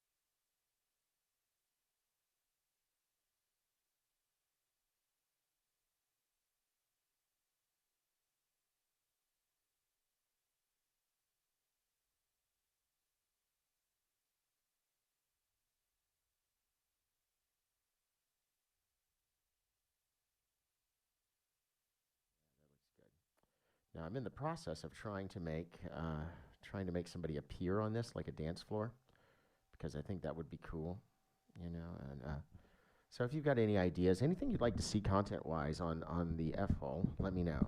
We've had some great interviews over the past 2 seasons. Really epic stuff. D Master J, Monica Richards come to mind. Kate Catalina. Without further ado, here's my first piece of whatever the hell for the night. If you're still tuned in, thank you for watching the F-Hole. Wait, gotta say it right. You're tuned in to the one and only. Oh man, why does this take longer every time? F-Hole. F-Hole. You're in the F-Hole with Paul Mercer. Welcome to the F-Hole. Please stay tuned for another exciting episode of the F-Hole. Another exciting episode of the F-Hole. Exciting episode of the F-Hole.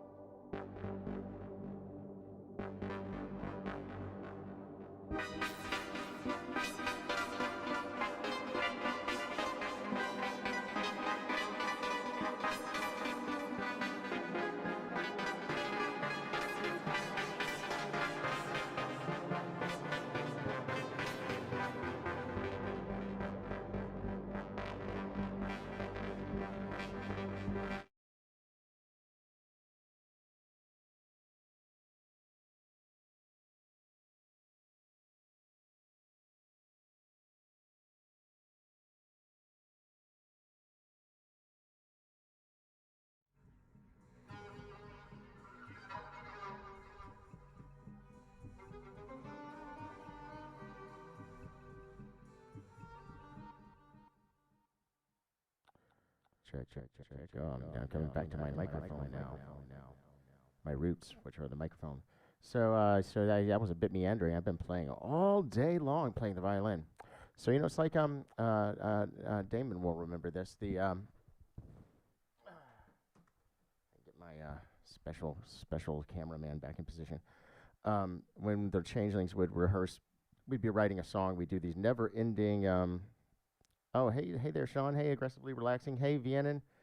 Hey, Hey, Robin. Hey, Robin. Oh my God, look at this. This is like an all-time super all-star cast. So we would be jamming on a song, or right, what we called it jellying, I think, and we were trying to make music, and we would get to the end of this song, and we'd be trying to exhort all of our ideas and play through all these different incarnations of it, and we'd get to the end, and everybody would start adding a note, like right after somebody sounded like they were finished, somebody else would do it. It became what we called the last note contest, which is like basically the song sounds like it's ending for half an hour, and just as you think it's getting to the end, somebody else jumps in and tries to do an even more ridiculous ending. That's what that song felt like. But it's not an ending, it's a beginning here on the new YouTube. Let me find it. Where's that button? Got to get that magic button. See, one of these days I'm going to have just a hired person who just presses the F-hole button when it's time to say the new and improved YouTube F-hole. Oh, see? And then also turn up my my aux send. F-hole. Welcome to the F-hole, where we're going to turn up this and we're going to make that delays go really good. This is great. We're going to do this in the F-hole. The F-hole.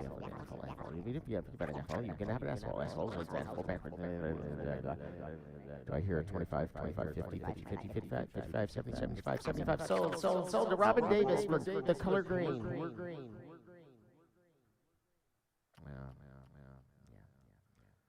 So that's what happens when I open my mouth. Screen, my 40-inch TV screen that I still can't see. Okay, yeah, that looks good. Now I'm in the process of trying to make somebody appear on this like a dance floor, because I think that would be cool, And so if you've got any ideas, anything you'd like to see content-wise on the F-hole, let me know. We've had some great interviews over the past 2 seasons. Really epic stuff. D Master J, Monica Richards. That's what happens when I open my mouth. Come to mind. My 40-inch Kate screen that I still can't see. Okay, yeah, that looks good. Now I'm in the process of trying to make somebody appear on this like a dance floor, because I think that would be cool, So if you've got any ideas, anything you'd like to see content-wise on the F-hole, let me know. We've had some great interviews over the past 2 seasons. Really epic stuff. D Master J, Monica Richards. That's what happens when I open my mouth. Come to mind. Let me use my headphones so I don't make any more noise than necessary. Yeah, that looks good.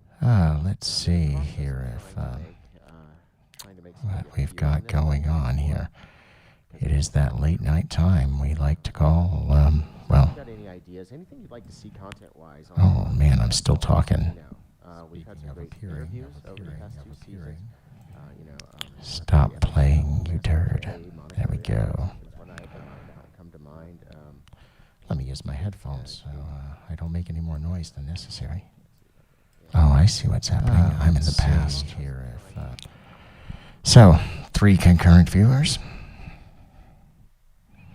Uh-oh, I've had some errors. It looks like my stream health has errors.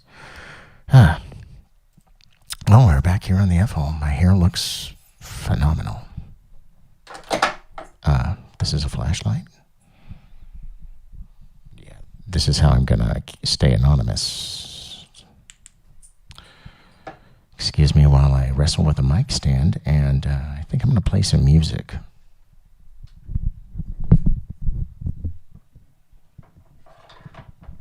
Boy, it was fun talking to Aaron.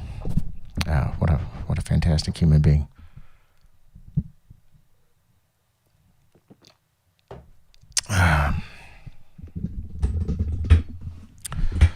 So I got this lovely violin behind me. We might do a little pizzicato. It's late in the evening.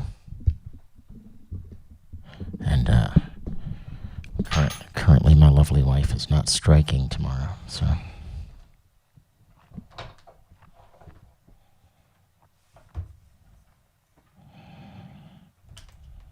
appears my push 2 is a little bit under the weather. Let's see. Oh, there, it's working. Kind of working.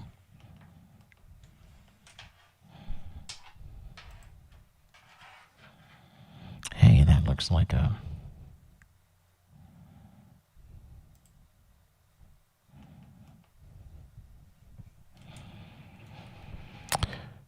let's see. Let's hope this isn't designed obsolescence since Ableton Live 11's out, because my push seems to not want to work these days.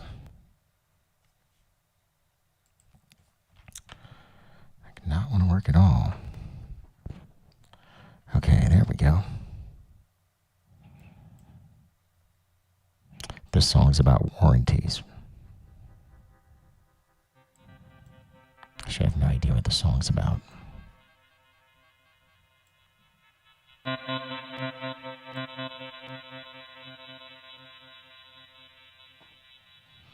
Put on my headphones.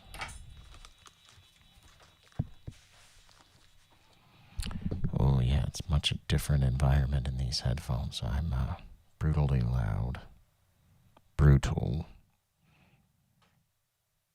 Checking myself out in the mirror.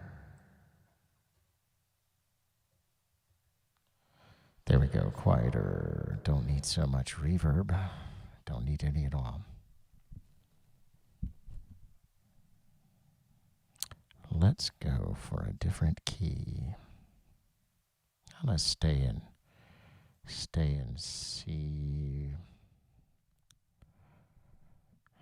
Let's just see. Lydian augmented, Lydian dominant. Let's try a Lydian dominant.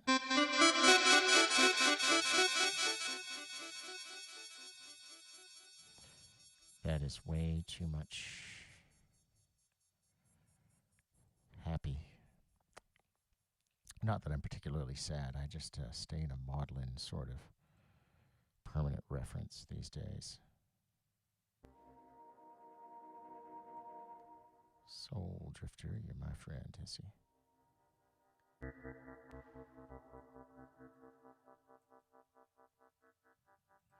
I'm going to find my chat. If anybody is listening and responds and has an idea for a piece of music, I will create it for you on the spot. You can make it about whatever you want, dedicate it to whoever you want. Let's see, there's my chat. If indeed I'm still live, the live chat. Is anybody out there?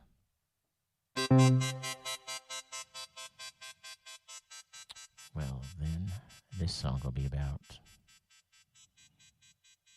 those people who put the comments on my page that are like .fyi. You know, you gotta love that. I've got a beef with one of my sounds. It developed a little issue. So it's the original sound I developed it from was called Symphony Algorithmic, and it has this sort of great, I don't know the best way to put it, sort of evolving, stuttering oboe sound that I really like, but it seems to have a tendency to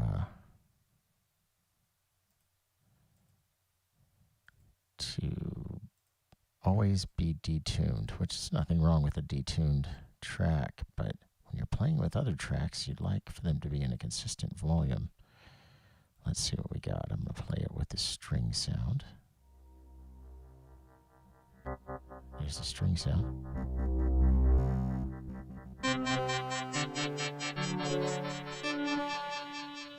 Hey, that flatness I do not like.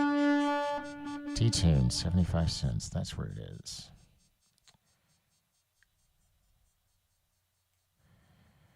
Let's make sure I save that. Both oscillators detuned? No, just one of them. Good to know. If I turn them both on. Whoa, that's cool. All right, we're going to mess with this sound exclusively for a little bit. Since it's me, myself, and I.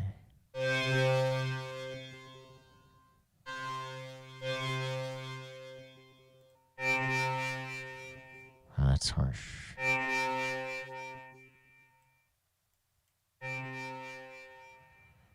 All right, well, we'll just get rid of that second oscillator.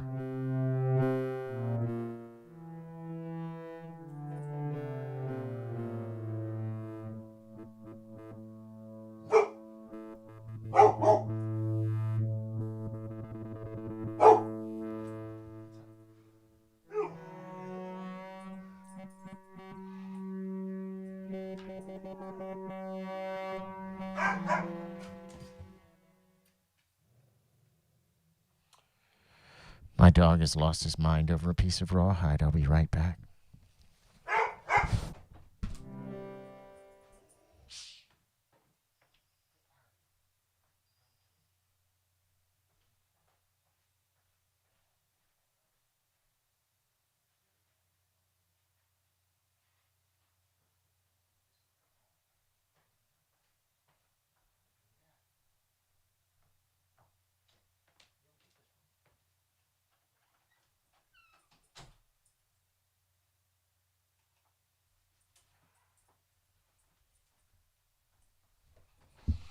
I blame it on his mother.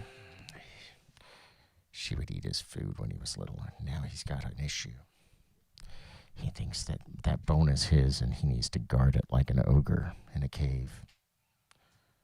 Or King Kong guarding his lady when he climbs to the top of the building and the sad stuff happens. Oh boy, I'm playing it with my cord. That's good.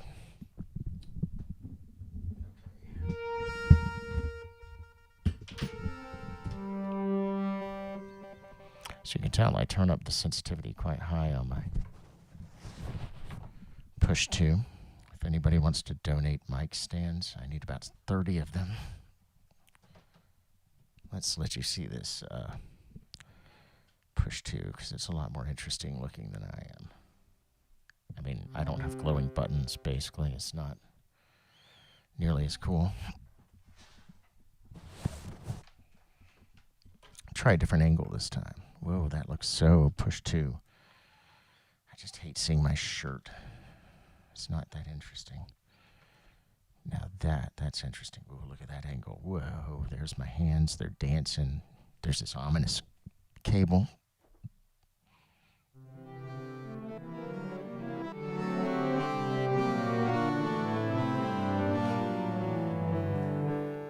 Very good. Well, I mean, very good looking.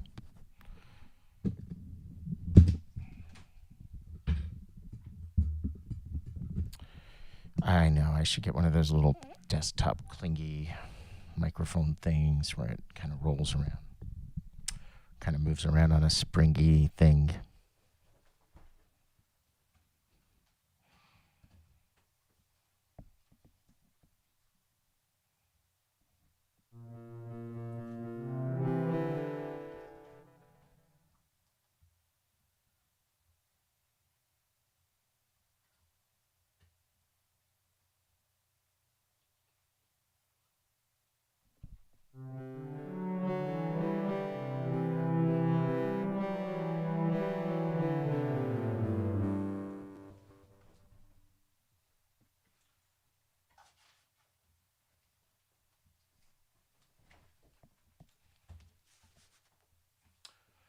Oh, there's my chin. That's really nice. That's a really great view of my stubble. Hiring new directors and producers for the F-Hole. It pays 600 Shiba Inu coin a week.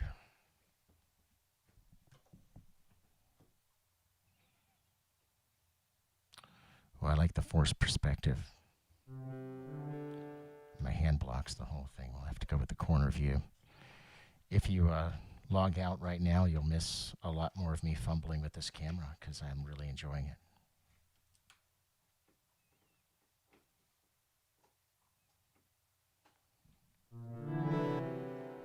That's ominous. Let me pull up my little baby chat here. Not surprisingly.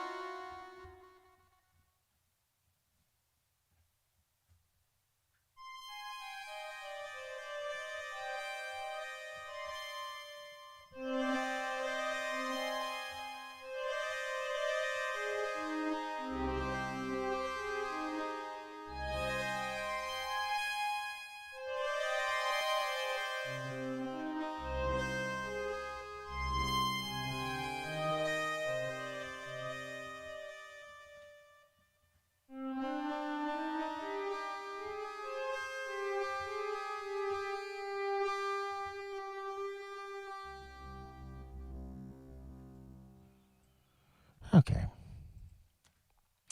This is a scale I first played in 2006. Very auspicious year, 2007, sorry. The year of the Flaming Golden Boar. I did a song by the same title. The scale's called Hirajoshi. Joshi, I didn't know that at the time. But I played a New Year's show in Japan, and it was formative.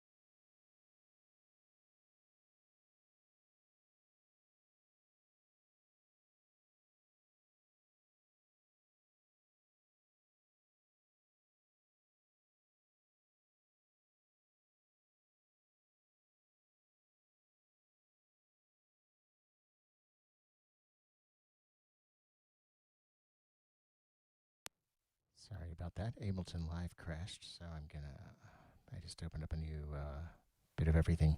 Thanks so much for coming out tonight, Aaron. It was a real treat. So, and back to your regularly scheduled whatever the heck this is.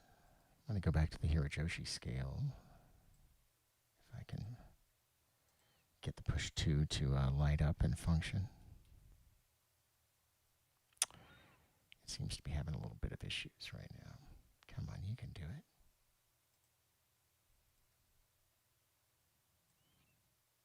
Oh no.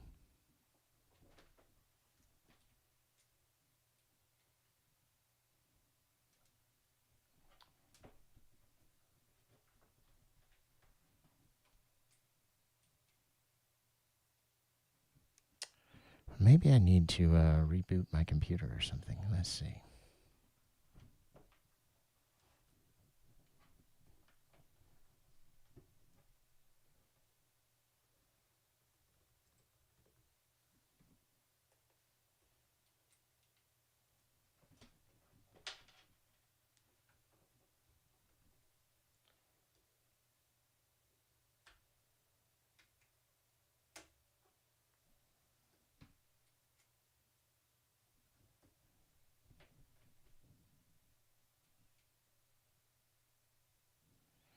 Yeah, I'm going to reboot my computer. If you're still around, maybe the F will work. But I seem to be having some problems with the